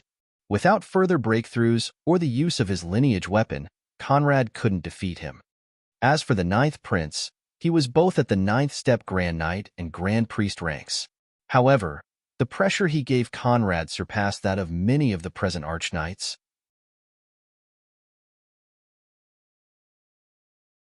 Chapter 54, First Part, Extermination. Following the assessment, it was time for the contestants to bid farewell to their supporters. Take care of this spatial pouch for me, Conrad said while putting his space treasure into Ileana's hand. As for you, Daphne, don't cause trouble while I'm gone. Both looked at him with worried eyes. You must be careful. We don't know what kind of creatures you will encounter within that space world. Also, you may have to worry about the other teams plotting too. Please remain prudent. Ileana urged with a trembling voice. As for Daphne, she grabbed Conrad's arm and leaned onto his shoulder. I can't bear to leave you. It's only for a few days. Just wait for my good news. MHM. The supporters were led to their assigned quarters, and the contestants brought back to the Prism holding room. The 9th prince's gaze locked onto Conrad for an instant, a hint of interest flashing within. Judging by the numbers, they were both the youngest and most outstanding contestants. Therefore, paying attention to him was natural. Nils, are you interested in that boy? Asked the 5th prince in a mental message. Just a bit curious. Why have we never heard of a martial and spiritual dual talent emerging from Housecracked in the last decade? Who knows? Maybe the cracked fox wished to train him in secret for this very competition? In any case, it matters not. A light chuckle escaped the fifth prince's lips as his gaze passed by Conrad. Do you want to befriend him? He's only 1 year younger than you, and his talent isn't far behind. Maybe you could finally make a friend. Fifth brother, please don't tease me. My sword is the only friend I need. That said, shouldn't you show more concerns? He seems awfully close to the woman you're supposed to woo. Unlike what Wolfgang believed, it was the fifth and not the ninth prince that had been selected to get Ileana's hand. However, hearing Nil's words, Holger merely curled his lips into a smile. Let them be. We want her house, not her heart. All pretenses of courtship and courtesy are unnecessary. Regardless of who she may yearn for, the day I present myself with father's marriage decree, what can she do besides giving herself to me? To this, Nils had nothing to say. Why did father allow you to take on this task? Wouldn't it be appropriate to choose among our seventh and eighth brothers? The fifth prince, Holger, the ninth prince, Nils, and the crown prince Elmar were all born of the same mother. Their relationship was also the closest among all the imperial princes. Elmar and Holger, in particular, were bound by unequaled brotherly love. For the sake of helping his elder brother achieve his dreams, there was nothing Holger couldn't do. Thus, allowing him to take Ileana was no different than giving the crown prince a new pair of wings. Father is not afraid of Elmar having too much power. He's afraid of him not having enough. The contestant groups now stood in front of the blue prism, waiting for Bishop Alto's instructions. There are 27 groups and 108 contestants in total. After the first trial, only 30 will remain. We will transport you to the lowest level of the prism world. You have 3 days to collect the skulls of as many demonic beasts as possible. The top 30-point earners will go on to the second round. However, there is an additional requirement. By the end of the third day, there must be no living demonic beast left within the first and second levels of the prism world. If there are any, you all fail. At first, the contestants were only mildly surprised, but by the time Alto's final words settled within their minds, unease took over. They exchanged glances, seeing the same apprehension within each other's eyes. Are you asking us to both compete and cooperate? How is that viable? One contestant couldn't help but ask the question trotting within everyone's mind. How you do it is up to you. We only care about the end result. If by the end of the third day there are still demonic beasts left within the first and second level, regardless of accumulated points, you all fail. It's that simple. All things connected to demonkind deserve slaughter. It is your right and duty to bring them the righteous sword of our divine Lord and pass judgment onto their damned souls. Today it is those demonic beasts. Tomorrow it will be the barbarian heathens. Conrad was impressed. He had not expected the church to make use of the competition to further indoctrinate the nobility's youth. Bishop Alto then motioned toward the table by the prism's side. On top of it was a collection of brown rings. We will now check for any unnecessary item you might have before loaning you a space ring. They each possess 10 cubic meters of space, and you can use them to store the skulls. Right now, they contain nothing besides a map and the number of points you receive depending on the beast's rank. Any question? What about the third and fourth levels? And how do we know when we go from a level to another?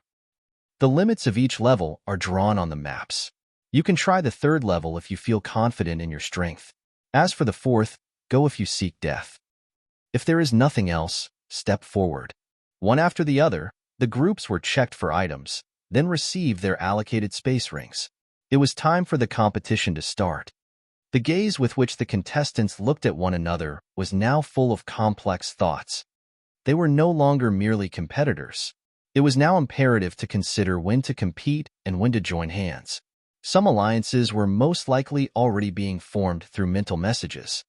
In the span of a few seconds, Conrad received several offers of alliance from the Viscount and Count level houses, and even a few from the Margrave level, but he rejected them all. His main goal within this competition was to temper himself through battle with fierce beasts. He didn't wish to get burdened by unnecessary help, We will now send you to the Prism World. Best of luck, and may the Divine Flame Lord guide your blades during this journey." Alto and his fellow bishop pressed their hands onto the blue prism, causing dazzling rays to spread within the room and blind all the contestants. By the time they recovered their sight, they stood at the entrance of a dark green forest from which they could feel vast, beastly energy signatures emanating. The weaker among them still looked for support and alliances. The strongest groups, however, didn't hesitate to dive in. Led by Holger and Nils, the Von Jürgen were the first to step inside. Following them were the Schlesinger, with Koloman not forgetting to glower at Conrad for good measure. "Before we start tracking down the beasts, we should first assess the perimeter. I say we take a few hours to do this so that the next days are easier to handle." One of the three cracked fillers began, seeking Conrad's approval. He, however, had other plans. "Fair enough, but there is no we." "Good luck." Conrad turned into a purple beam and vanished within the forest, leaving the three dumbstruck. "Wait, boss, please wait." They tried to run after him but were far too slow to catch his trail.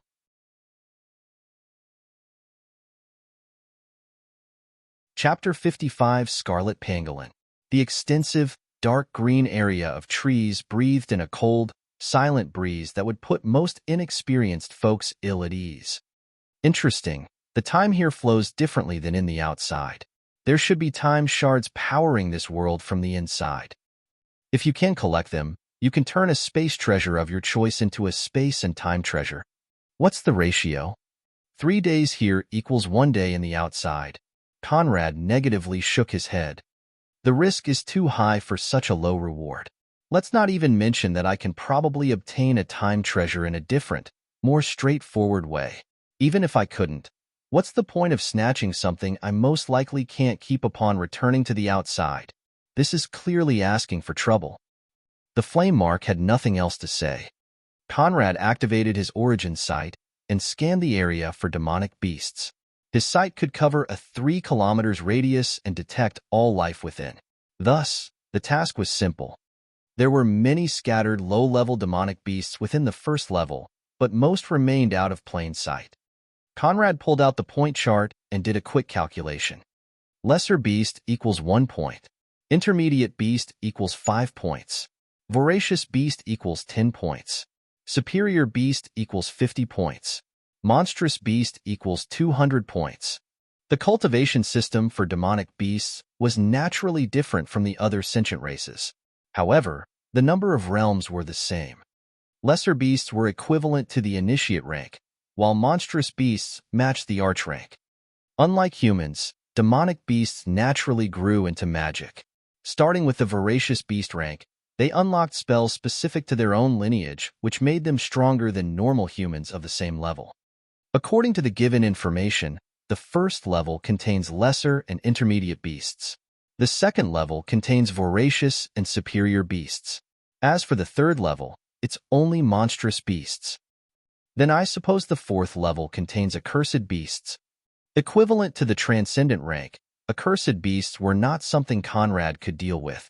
They were not only powerful creatures, but intelligent and capable of speech. Therefore, he had no intention to rush into the fourth level and court death. However, he also didn't want to waste time farming low-level monsters when his goal was to tamper himself. I will first spend 2 days within the third level to amass as many points as possible. Then I will return to the first and second to assess the situation. If there are still beasts to hunt, then hunt them I shall. He rushed toward the edge of the first level and dived into the second before making his way toward the third. If within the first and second level, beasts were aplenty and lurked behind all corners, within the third level, they were much more difficult to spot. However, there still was a fair amount of them, and they all craved fresh meat.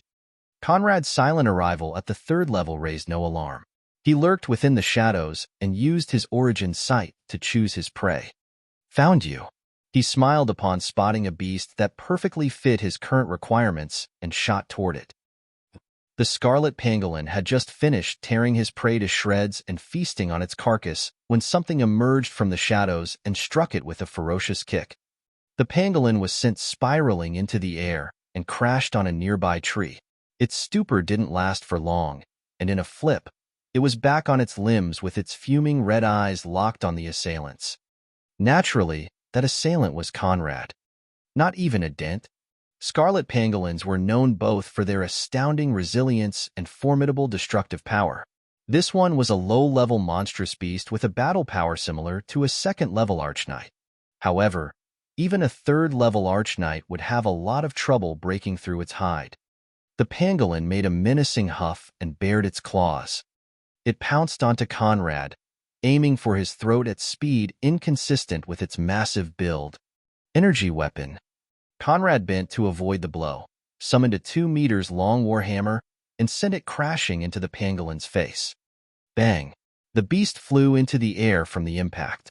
Still, the damage was minimal, and before Conrad could get any time to breathe, it was back onto him. Your energy is dispersed.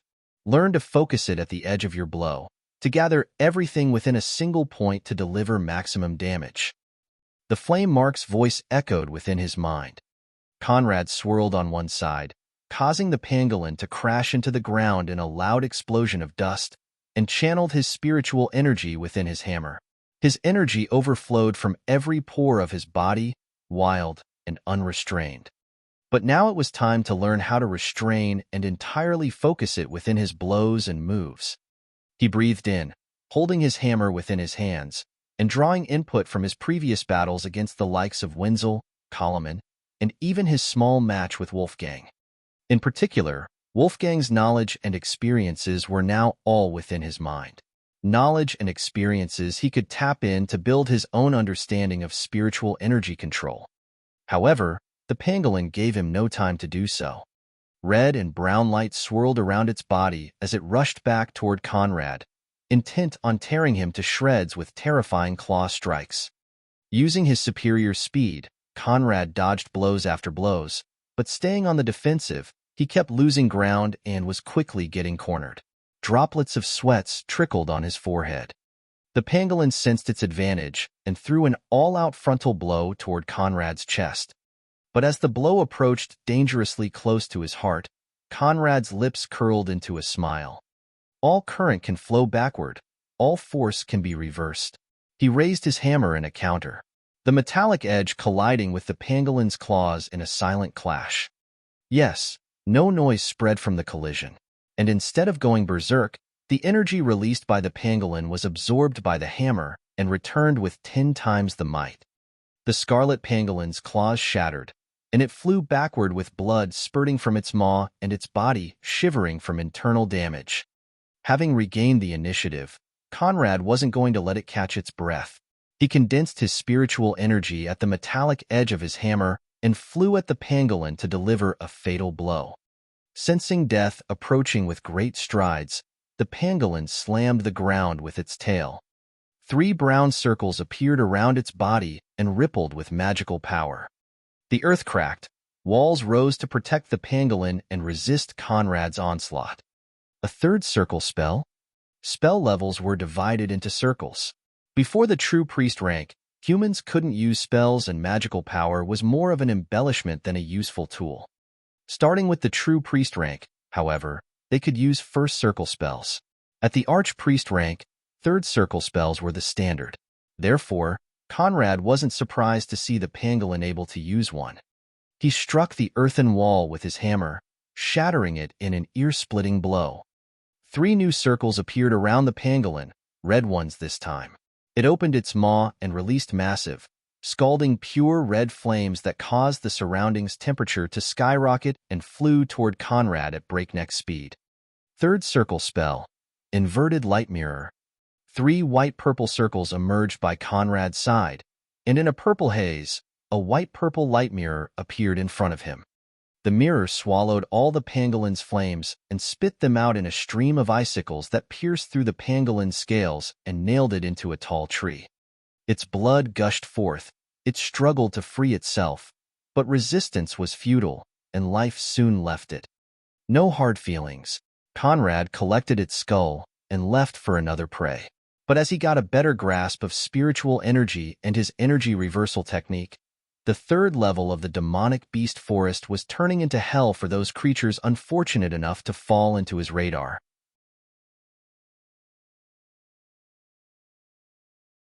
Chapter 56: Ancestral Feud. While Conrad's hands bathed in the blood of the third level's monstrous beasts, the other contestants were not staying idle. The weaker nobles at the low and mid-level Grand Knight ranks formed extermination teams to slaughter all the beasts at the first level, while those of the high-level Grand Knight ranks did the same at the second level. All clung on the hope that they could replace quality with quantity and at least send one of them to the competition's next step. However, among the Archknights of the Margrave and Duke level houses, many chose to try their luck within the third level. As for the Imperial family's team, they, of course, did the same. The fifth prince had just returned from dealing with a low-level monstrous beast when he realized someone was missing within the team. "Where is Nils?" His bark almost caused his subordinates to jump from fright. "Huh, he was here not long ago. We don't know when he left." Imbeciles. The two who'd just spoken were sent crashing onto the ground by two violent slaps that left burning red marks on their cheeks. Holger's eyes were bloodshot and veins beat on his temple. "You better find and bring him back within the next hour. Otherwise, should anything befall him, none of you can escape with your lives." The seriousness of his threat was evident. Therefore, they didn't dare delay and scattered in two groups to look for the ninth prince's whereabouts. Meanwhile, Nils had decided to test her skills in a solo hunt. Although she still was at the grand rank, she was confident in her ability to defeat low-level monstrous beasts and avoid coming across stronger ones. However, she knew her overprotective brother would never grant her the opportunity to truly test herself. So, she could only sneak out.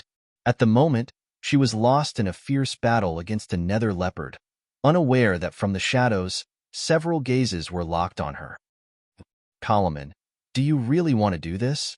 asked one of the Archknights among Kalaman's teammates. They'd unwittingly come across the scene of the ninth prince fighting a monstrous beast and initially planned to ignore it and carry on with their business. However, who would have thought that Kalaman would order them to stop and observe the scene from the shadows, then wait for an opportunity to strike the ninth prince down? "What?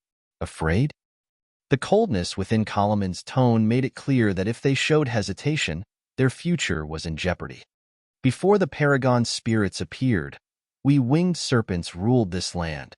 However, 100,000 years ago they appeared out of nowhere and with their false holy church leading them, slaughtered us en masse and forced all the noble serpent clans into submission. But not content of taking away our lands, they had the audacity to take the tamed winged serpent as the symbol of their house." Kalaman snapped with deep rancor, his words causing fury to suppress the apprehension within his fellows' hearts. Look at his robe. Look at that symbol. That glaring shame. Even today, in spite of our allegiance, they still openly scorn us as if reminding the world of how they subjugated our ancestors was their most ardent desire. Our elders may be able to swallow this shame, but I cannot. A good von Jürgen is a dead von Jürgen. All Paragon spirits should die.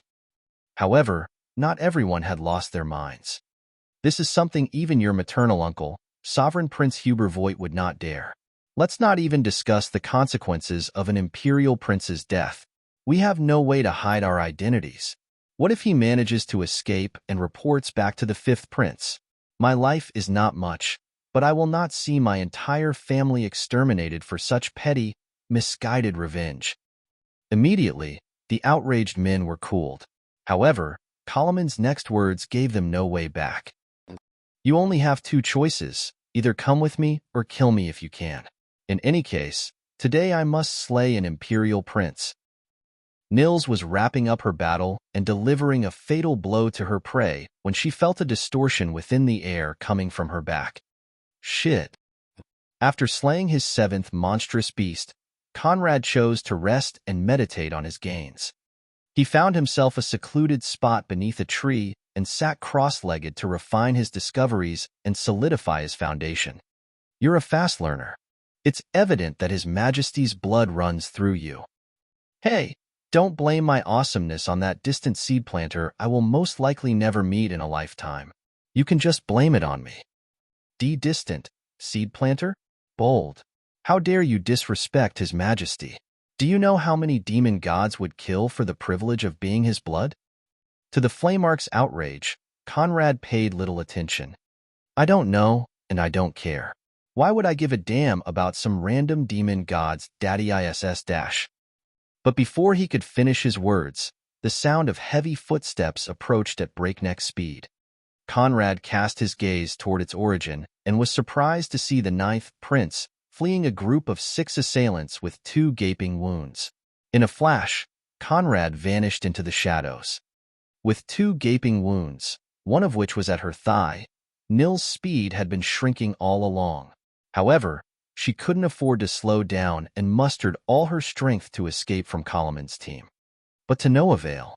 Taking advantage of her speed loss, the 6 team members of House Schlesinger encircled her, blocking all paths of retreat.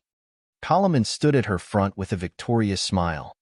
Ninth Prince, I'm afraid this is the end of your struggle. Just obediently surrender your life. The self-satisfaction within those words made Nil's blood boil and caused fury to shine on her outraged face. Why? Why plot against me? I have no grievance with you. House Schlesinger has been for generations a loyal vassal of the imperial family. For what reason do you wish to take my life? Her clenched fists trembled, and blood dripped from her lips, chest, and thigh. Ha ha ha ha. Reason? He's asking for a reason? Colomon went from elated to infuriated in a heartbeat and aimed his index at the slouching winged serpent embroidered on Nil's robe. This is the reason. Every step you take insults my people's dignity. What? Did you think the mighty winged serpent race was content being used as the banner of your house? A day will come when we take back what is ours. But for now, I will satisfy myself by spilling your wretched blood. If you want to blame something, blame your lineage. There was a deep, personal hatred in Colomon's voice that clearly went beyond what he seemed to be targeting. However, Nils could pay no attention to that. Ha ha ha. So, this turns out to be nothing more than the struggle of the defeated ant. Disappointing. Say what you will, the result is set in stone. Feeling that he was about to take the life of one of those von Jurgens he hated so viscerally, Colomon was wild with joy. Although Nils managed to run across a short distance, from the sneak attack till now, everything went relatively smoothly. He could now vent some of the hatred within his heart. He aimed his spear at Nil's heart and was about to deliver the final blow when a slow clapping sound echoed from his back. Claps, claps, claps. Instantaneously, all the gathered individuals turned to face the clapping's origin and Nil's aside. All were mortified to see the green-haired, teenaged youth standing with his back leaning against a tree. You? What the hell are you doing here? How come we didn't see you before? Toward Colomon's stupor, Conrad replied with a mild laugh. Ha, I'm afraid someone of your level can only see me if I allow him to. He took a step forward and appeared by Nil's side. You? Alas? At first, when she heard the clapping sound, Nils had expected the sight of her elder brother, or at least someone able to bring the news back to him. But seeing that the interruption came from Conrad, she lost all hope in survival. With his cultivation level, there was no way he could reverse the situation. Heaven is really helping me today. Go, kill them both. Colomon roared, causing his teammates to pounce onto Conrad with weapons drawn. However, Conrad remained undaunted. Helping you? Tis. I'd say I don't know how many times you have been cursed by heaven to come across me at this critical moment. Third circle spell, Judgment Lotus. Conrad lifted his palm, causing 3 white-violet circles to appear around him. A violet lotus rose from his palm. It bloomed, releasing dazzling rays of white light that spread across a 100-meter radius. Eoweowarg. The 5 assailants howled as their eyes burned into nothingness and life left their collapsing bodies.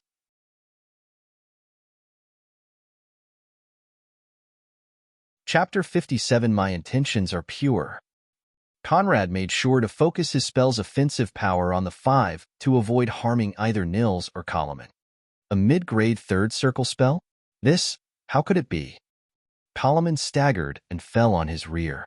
Although he possessed no affinity for magic, as a nobleman of a duke's house, he was well versed on the topic. Using a spell whose level surpassed the caster's cultivation was in theory not impossible, but the results were often disastrous.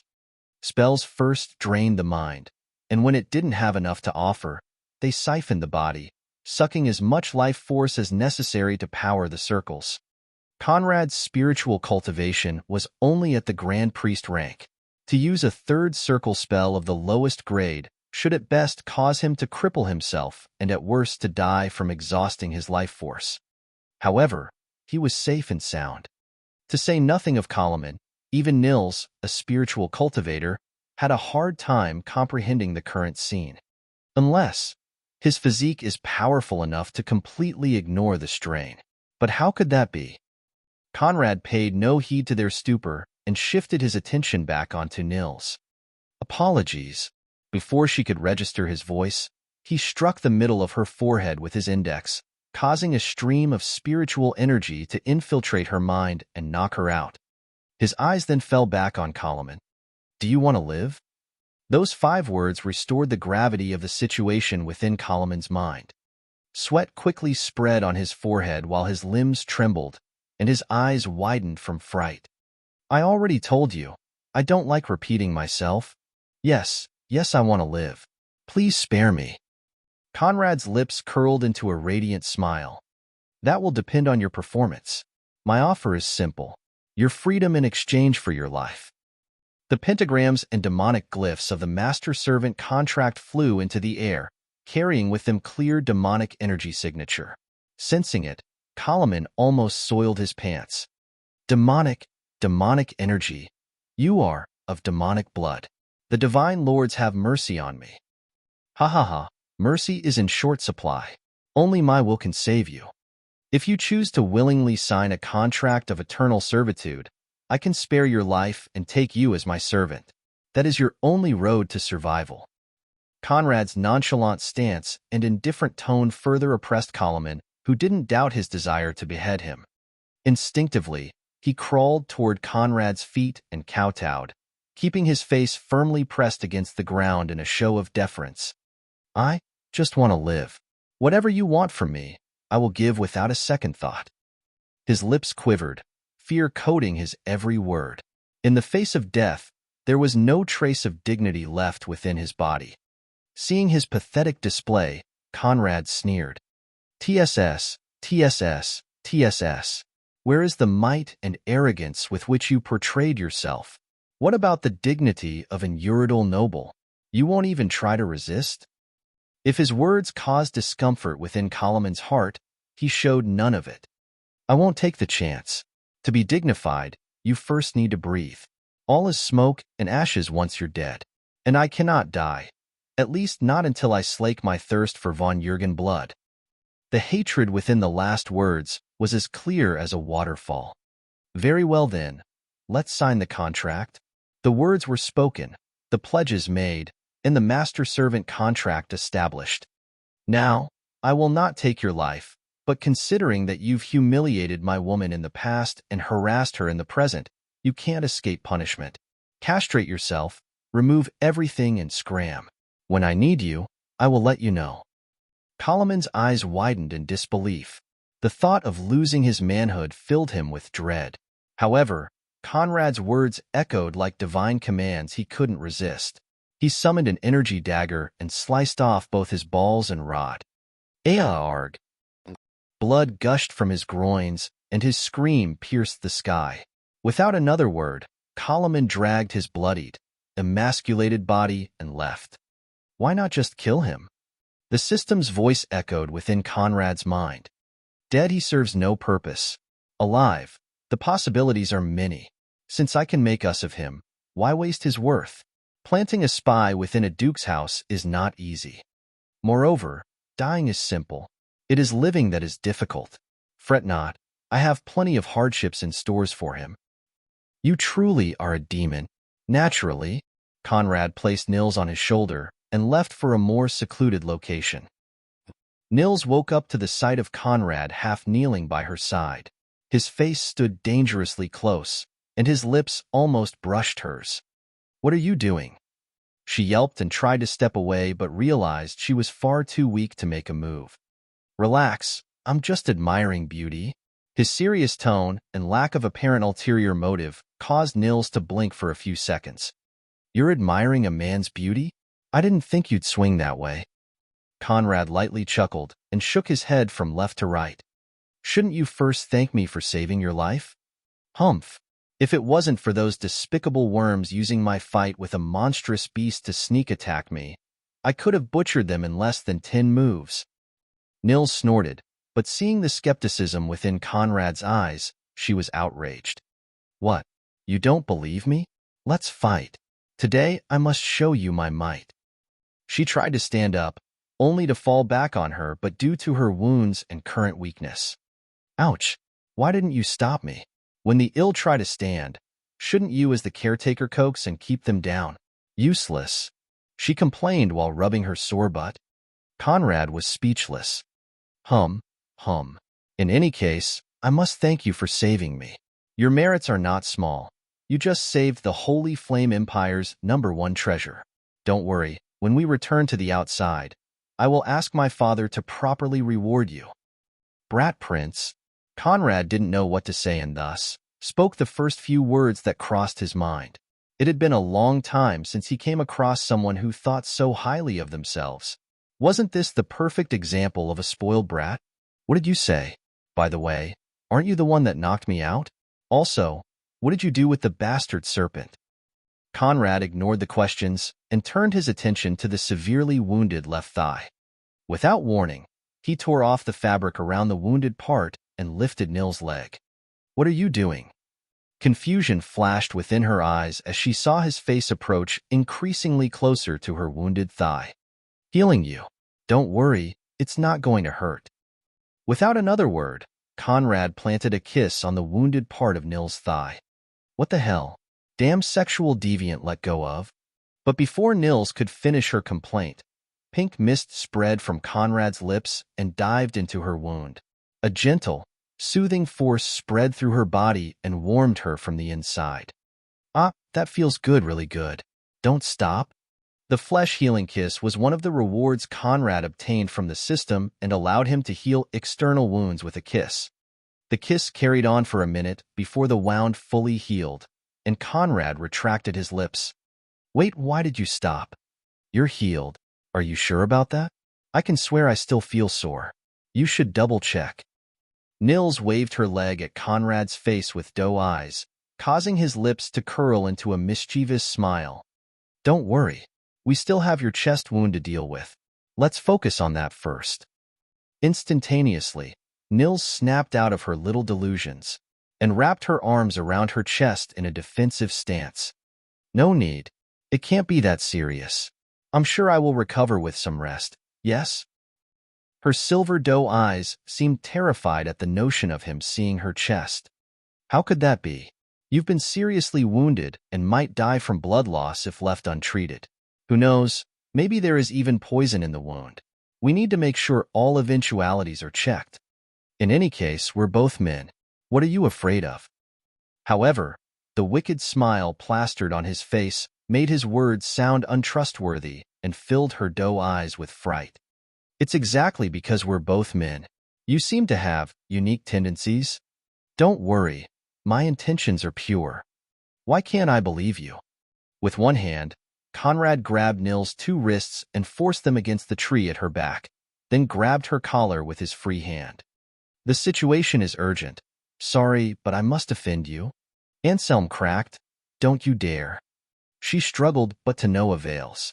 With his one free hand, Conrad pulled her robe all the way down to her waist, revealing her wounded, bandaged chest that hid 2 small mounds. No wonder you're so shy. The goods really do need some buffing. But don't worry, I've never determined a woman's value based on her chest. Nils tightly clenched her teeth and exploded in an outburst of rage. Son of a bitch. You are small. Your ancestors are small. All the men in your family are small. How dare you make fun of me? Right now, she no longer cared about her identity being exposed and instead focused on fighting for her dignity. Alas, Conrad's next words rendered her speechless. Why are you so sure? Want to check? Deep-seated confidence shone within his eyes as he stared into hers. You said what? She trembled, flustered and unsure of having heard him right. I can let you check the size if you want. Don't worry, my intentions are pure. It's just to make sure you get your facts right and to make us even.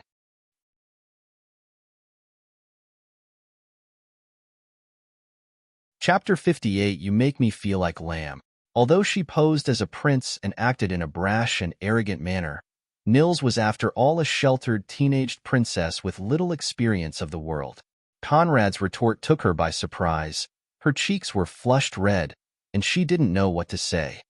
So she did the only thing she thought sensible in such a situation. Help! Help! I'm being harassed by a lecher. Help! She cried for help. Are you that eager to reveal your assets to the world? Conrad's words brought her back to earth, reminding her that getting help in the current situation wasn't such a good idea. Okay, I will trust you, but please don't take too much advantage of me. Also, stop bullying me. Once again, Conrad was speechless. Where was the military discipline and might that girl initially displayed? Was it just a decoy? Or did getting exposed force out the dainty lady side of her? All right, I promise not to take too much advantage of you. Promise. Promise. Okay. Nils' struggle ended, and she closed her eyes to wait for the impending offense. Seeing her body tense up, Conrad couldn't help but let out a mild chuckle. Why are you laughing? Nothing. I just find you very cute. He then unstrapped the cloth covering her chest and placed a soft kiss above her right breast where the wound resided. The same soothing force spread from his lips, causing tingling warmth to tease Nils from the inside. Damn, why does it have to feel so good? She writhed against the tree, fighting the growing urge to press him harder against her chest as her heart furiously beat against his lips. But when she was finally unable to resist, Conrad's lips left her breast, ending the magic and causing a sense of loss and emptiness to fill her belly. Why is your work so fast? Can't you learn to take your time and not end things prematurely? You're healed.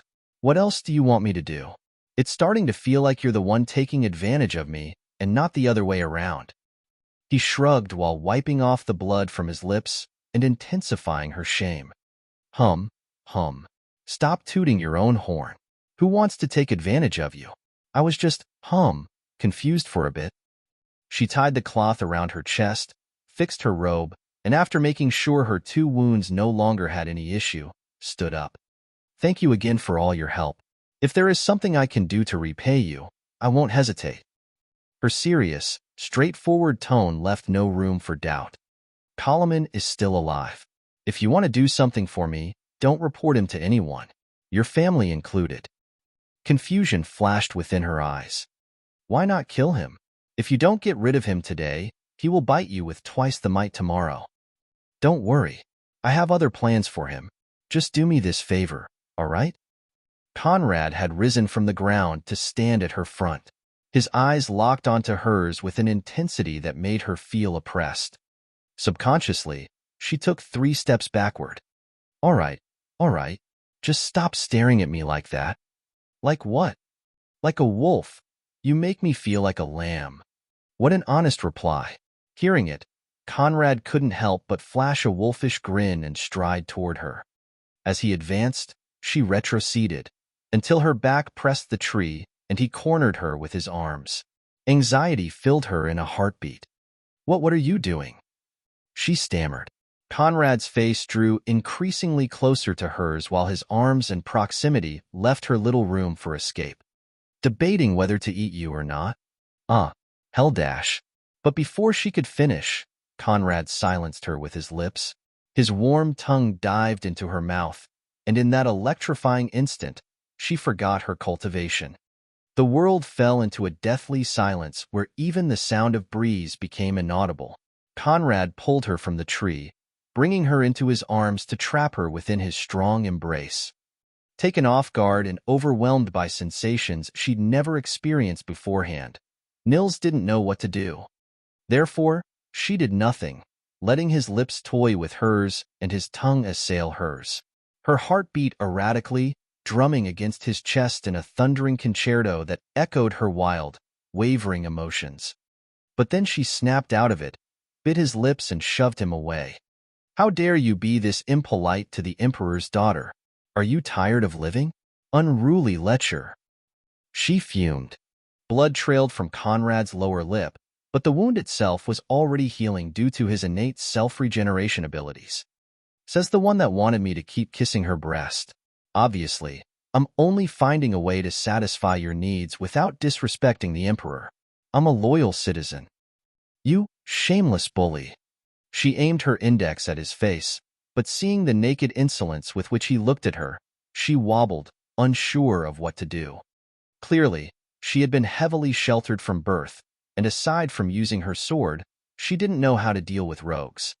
So, she summoned her sword. Give me back my innocence. Don't be so dramatic. I have yet to actually pin you down. Arg, stop bullying me. Nils swung her sword at Conrad's neck only to see him vanish and appear by her side. She spun to slash his chest, but only cut an afterimage. This went on for dozens of moves through which Nils realized that unless she went all out, she couldn't touch a corner of Conrad's clothes. Huh, so fast? She panted with her knees half bent and her hands pressed on her thighs. Meanwhile, Conrad was standing right in front of her with a victorious smile and his arms crossed beneath his back. All right, I know you don't really want to harm me. What do you want to do now? Only now did Nils realize that she had nothing left to do here and should take her leave. I guess I should try to find my fifth brother. He must be worried sick. Although Conrad was an insolent bandit, he effortlessly took the boredom away from her heart. It was a rare, refreshing sensation as within the imperial palace, she was trapped between fawners and silently warring factions. There was no opportunity for genuine friendship. Does your fifth brother care that much about you? Naturally. In this world, the people that dote on me the most are my father, my eldest brother, and my fifth brother. They could burn the country for my sake. Nils boasted, but her innocent words had different implications within Conrad's mind. Why don't you stick with me for a while? We can hunt monstrous beasts together as we seek your brother. Conrad offered, feeling the hint of reluctance within her earlier words. Immediately, her eyes lit up. For real. For real. All right, if you insist. She sounded quite magnanimous, as if Conrad was the one in need of company and not the other way around. But I warn you, we need to have a clear rule. What rule? You need to stay at least 3 steps away from me? Puzzlement shone within Conrad's eyes as Nils' words echoed within his ears. Why? She straightened her back and looked at him with seriousness. Because you're a wolf out of his sheep clothing and make me feel like a lamb. Conrad burst into laughter. Ha ha ha, girl, I like you. Who's a girl? I am 1 year older than you. You should call me Nils or Big Sister. Also, I know I am fantastic, exceptional, unrivaled under the heavens with beauty transcending fairies and goddesses, but be careful of not falling in love with me. I would just break your heart. Speechless, Conrad shook his head, turned heels and used his origin sight to seek new prey. Wait, Anselm, wait. Meanwhile, within the 4th level, a particular accursed beast had grown restless. How can this be? Was that demonic energy I felt? Is there a true demon within the 3rd level? It was an owl beast endowed with terrifying sensory abilities and could feel all energy signatures across hundreds of miles. Many foreign energy signatures had appeared within its range, but it paid them no heed. It had lived for more than 1,000 years and knew that every 100 or so years, foreigners would dive into the prism world to slaughter demonic beasts or get slaughtered in the process. Although they were fully aware of it, most accursed beasts wouldn't leave their territories to attack the invader because, on one hand, they knew the event was controlled by much more terrifying existences that could butcher them at any time. On the other hand, there was not much to gain by doing so. However, now it was different. Judging by the energy signature, that demon must be young and weak. If I can swallow him, I can drastically improve my bloodline. Perhaps reaching the Restoration Beast rank in this lifetime is not impossible. I must seize the opportunity. The accursed beast spread its wings and flew toward the third level.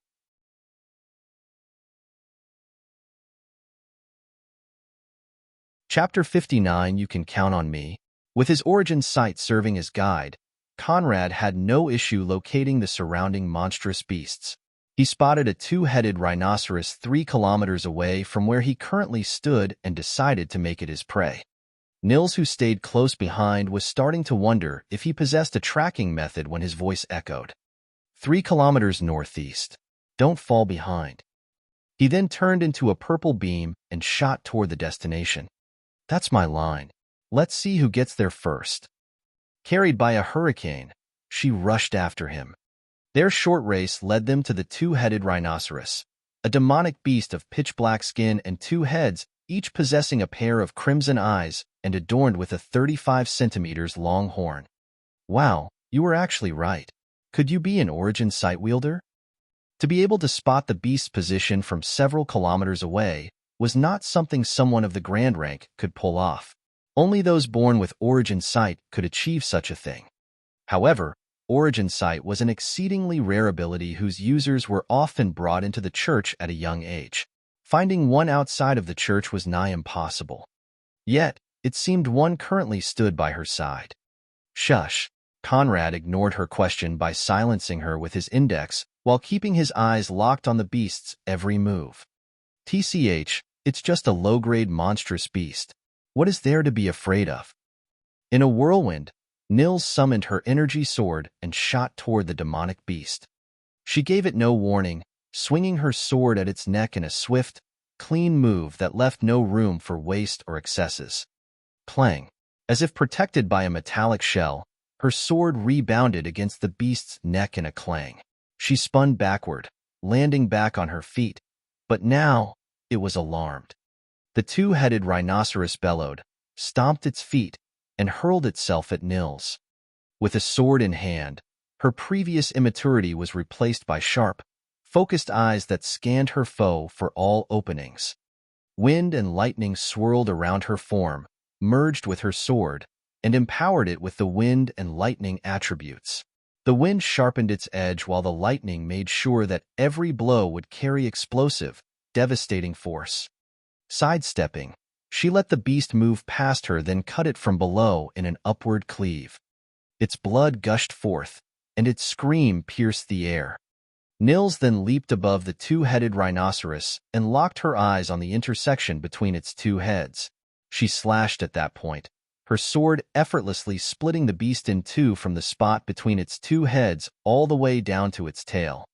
It couldn't even release another grunt before its blood drenched the ground and life left it. With a somersault, Nils landed back on her feet and turned to face Conrad with a winning smile. How was it? Impressed? But as she said those words, she saw Conrad's eyes widen. Careful. In a flash, he appeared by her side, seized her waist, and turned into light particles that reappeared a few steps away. 2 horns had just passed by the spot Nils was previously standing in and impaled themselves in the tree ahead. Had Conrad not acted with haste, she would have probably gotten skewered. That creature possessed the ability to automatically fire its horns at its opponent upon its death. Had I not been there, the monstrous beasts of the 3rd level would now have a Nils brochette on the menu. How could you be so careless? He admonished with a disapproving glance. Humph. Had you not been there, I would not have been so careless. She wouldn't repent. Oh, does that mean my presence snatches all your attention? I didn't think I possessed such mesmerizing charms. Thank you for the compliment. Shameless. It seemed she was more preoccupied with calling out his shamelessness than asking him to let go of her. But as they bickered, dark green fog spread within the previously clear sky, covering everything across several miles. Conrad let go of Nils, and together they shifted their attention toward this unexpected phenomenon. Sorry, it was too fast. By the time it entered my detection range, it was already here. The system's voice echoed within Conrad's mind, confirming his fears that a terrifying enemy had reared its head. And if that wasn't enough, An enormous pressure comparable to the transcendent rank descended from the dark green sky and crushed both Conrad and Nils beneath its might. What the hell is going on? The monstrous beasts of the third level, upon feeling that pressure, all began scattering toward distant directions, running as far and as quickly as they could. As for the few noble teams within the third level, they were all alarmed by the sudden appearance of this formidable power, and believing the reason to be their slaughter of the demonic beasts, they all rushed back to inferior levels.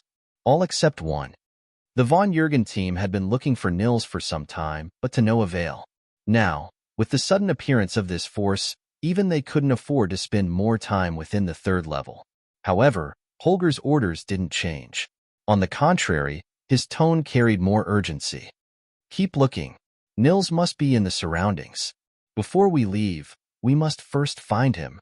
I will execute anyone that attempts to sneak to safety before my little brother is found. Meanwhile, from the dark green fog bloating the sky, a shadow descended. It was a strange-looking brown owl with large green eyes, a 50 centimeters long body standing on a pair of 5 meters long legs. Those large green orbs that served as its eyes locked on Conrad and shone with greed. A demonic beast descending from House Stolas. Not all demonic beasts could trace their lineage back to a demon god and his noble house. Those linked to the nobility of the infernal realm usually stood above the rest with powerful physiques, abilities, and higher cultivation speed than their peers. However, like all demonic beasts, they faced the same problem: bloodline. Unlike humans who greatly depended on their physique and bloodline level until the arch rank, then relied on their comprehension skills, the progress of demonic beast hinged on their bloodline level from the lowest to the highest rank. Without a sufficiently powerful bloodline, they couldn't go beyond certain ranks. This demonic beast of the accursed rank had exhausted its bloodline potential and, in this lifetime, had no hope to reach the decadent beast rank and above. Unless, of course, it committed demonic restoration. Demonic restoration was the act of lower-level demons devouring higher-level demons to swallow their bloodline in order to improve their own. It was a well-known practice among the demonic beasts above the accursed rank, but was rarely put to use as those of higher bloodlines were usually a lot more powerful. Unless, of course, they'd yet to mature. And as it laid its eyes on Conrad, the Stola's accursed beast realized this was one such case. A young and feeble pure-blooded demon. Jackpot. I've hit the jackpot. The Stola's accursed beast thought as it descended from the sky.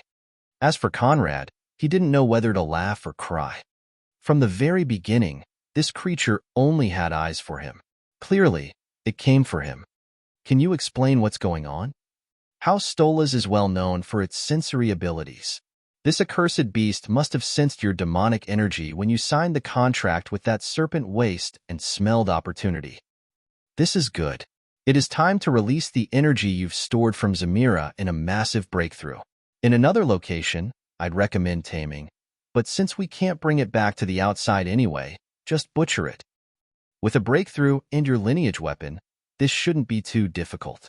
I will teach you how to refine it into a totem to absorb its physique and innate abilities. However, Conrad was annoyed. With Nils right by his side, how could he summon Manbreaker? The only thing he could do now was to knock her out to prevent her from discovering his demonic powers. However, before he could act on his thoughts, Nils stood in front of him. I will try to buy you some time. You saved my life before. Now it is my turn to pay you back. Run. As soon as she said those words, vast silver light erupted from her body alongside heavy gray fog. Her long silver hairs erratically fluttered at her back while her skin glowed like a full moon within the dark sky, and a formidable force emerged from her body. Her cultivation skyrocketed, going from the 9th step Grand Knight and Grand Priest to the 3rd step Archknight and Archpriest. Oh, a pure-blooded true spirit?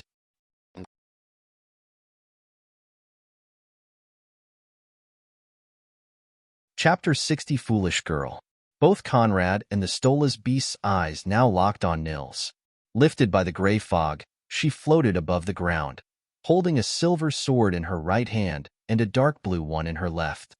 Within the celestial realm, Spirits were the servants of the Deva gods and were ranked differently depending on their bloodline levels and innate strength. From lowest to highest, they were the inferior spirits, elemental spirits, true spirits, and greater spirits. Paragon spirits were the weakest among the true spirits and often appeared within the mortal worlds to carry out the will of their Deva masters. The ancestors of the Von Jürgen were summoned straight from the celestial realm. However, although they used intermarriage to maintain the purity of their bloodlines, over the countless years since their appearance within the ancient crystal world, there had been many breaches. In today's generation, among the 9 children of the Holy Emperor, the only pure-blooded true spirits were the Crown Prince, the 5th Prince, and Nils. I didn't expect her to be a pure-blooded true spirit. Although her bloodline and yours are not on the same level in terms of strength and potential, within this world, it should stand at the top. Her battle power should also be quite outstanding. The flame mark remarked within Conrad's mind. However, with his eyes fixed on Nils, whose long hairs danced in front of him, Conrad paid it no heed. Although he couldn't see her face, he could feel her steadfastness from her straight back. This was the first time he witnessed someone fighting a hopeless battle for him, and it would be a lie to say he wasn't touched. Loyalty, honor, and dignity all were evident within Nils' every move and contrasted with Conrad's scheming, egotistic, and callous heart. He may always stand up for his beloved, but never would he risk his life for someone who didn't hold a significant position within his heart. Such a pure individual was a rare sight and put him to shame because he knew that in the future, he was bound to harm her. Her most cherished relatives, the Holy Emperor, the Crown Prince, and even the 5th Prince, who among them wasn't meant to crumble under his hand. Even if he didn't kill them, it was impossible not to suppress them to take over their power, land, and beloved. Even if they didn't offend him, he would still take all they had, because he was just that greedy, and wouldn't be satisfied if the world wasn't his to do with as he saw fit. Did this girl really deserve to get trapped within his schemes? To be used for the sake of his rise, and one day forced to choose between her closest kin and himself? But as Conrad floundered, the fight broke out. Even if you're a pure-blooded true spirit, with your current cultivation level, there is no way you can contend with me. The Stola's beast scoffed, assured of its control of the situation. 4th circle spell, Noxious Spear Rain. The dark green fog bloating the sky turned into hundreds of green lances that descended from above and dived toward both Nils and Conrad. A terrible poisonous force rippled from every single one of them and threatened to suck the life out of the earth below. Besides its sensory abilities, House Stola's was well known for its control over various poisons. Their magical abilities were all linked to them. Nils brought her 2 swords together in a cross shape. They merged, turning into a blue-silver bow rippling with the power of storms. 3rd circle spell, Storm Volley. She pulled the bowstring, firing a succession of lightning squalls that slammed into the incoming poisonous lances. The collision caused an explosion of noxious fog and lightning to spread within the sky and alarm all within dozens of miles. However, Nils' storm volley was clearly overpowered by the noxious spear rain, whose remains moved unhindered toward the 2 on the ground. Her eyes burned with fighting intent, her bow split into the 2 original swords, and she flew to meet the remaining spears in a frontal assault. Slash! Each of her sword's blows fired wind and lightning blades that clashed with the incoming poisonous spears and scattered the Stola's beast's offensive. It frowned, then turned into a dark green beam that descended upon Nils at breakneck speed. Bang! Its long, clawed legs struck Nils from above. Sword energy swirled around her, but she still recoiled from the impact and plummeted toward the ground with a blood spurt. However, before she could crater, a pair of hands caught her from behind, stopping her mid-flight and softly brought her onto land. Naturally, those hands belonged to Conrad. Why are you still here? Seeing that he had yet to depart, Nils was anything but content. Wasn't it to provide him with an escape chance that she was struggling so hard? The situation was hopeless. Even in her true spirit form, she couldn't contend with that accursed rank demonic beast.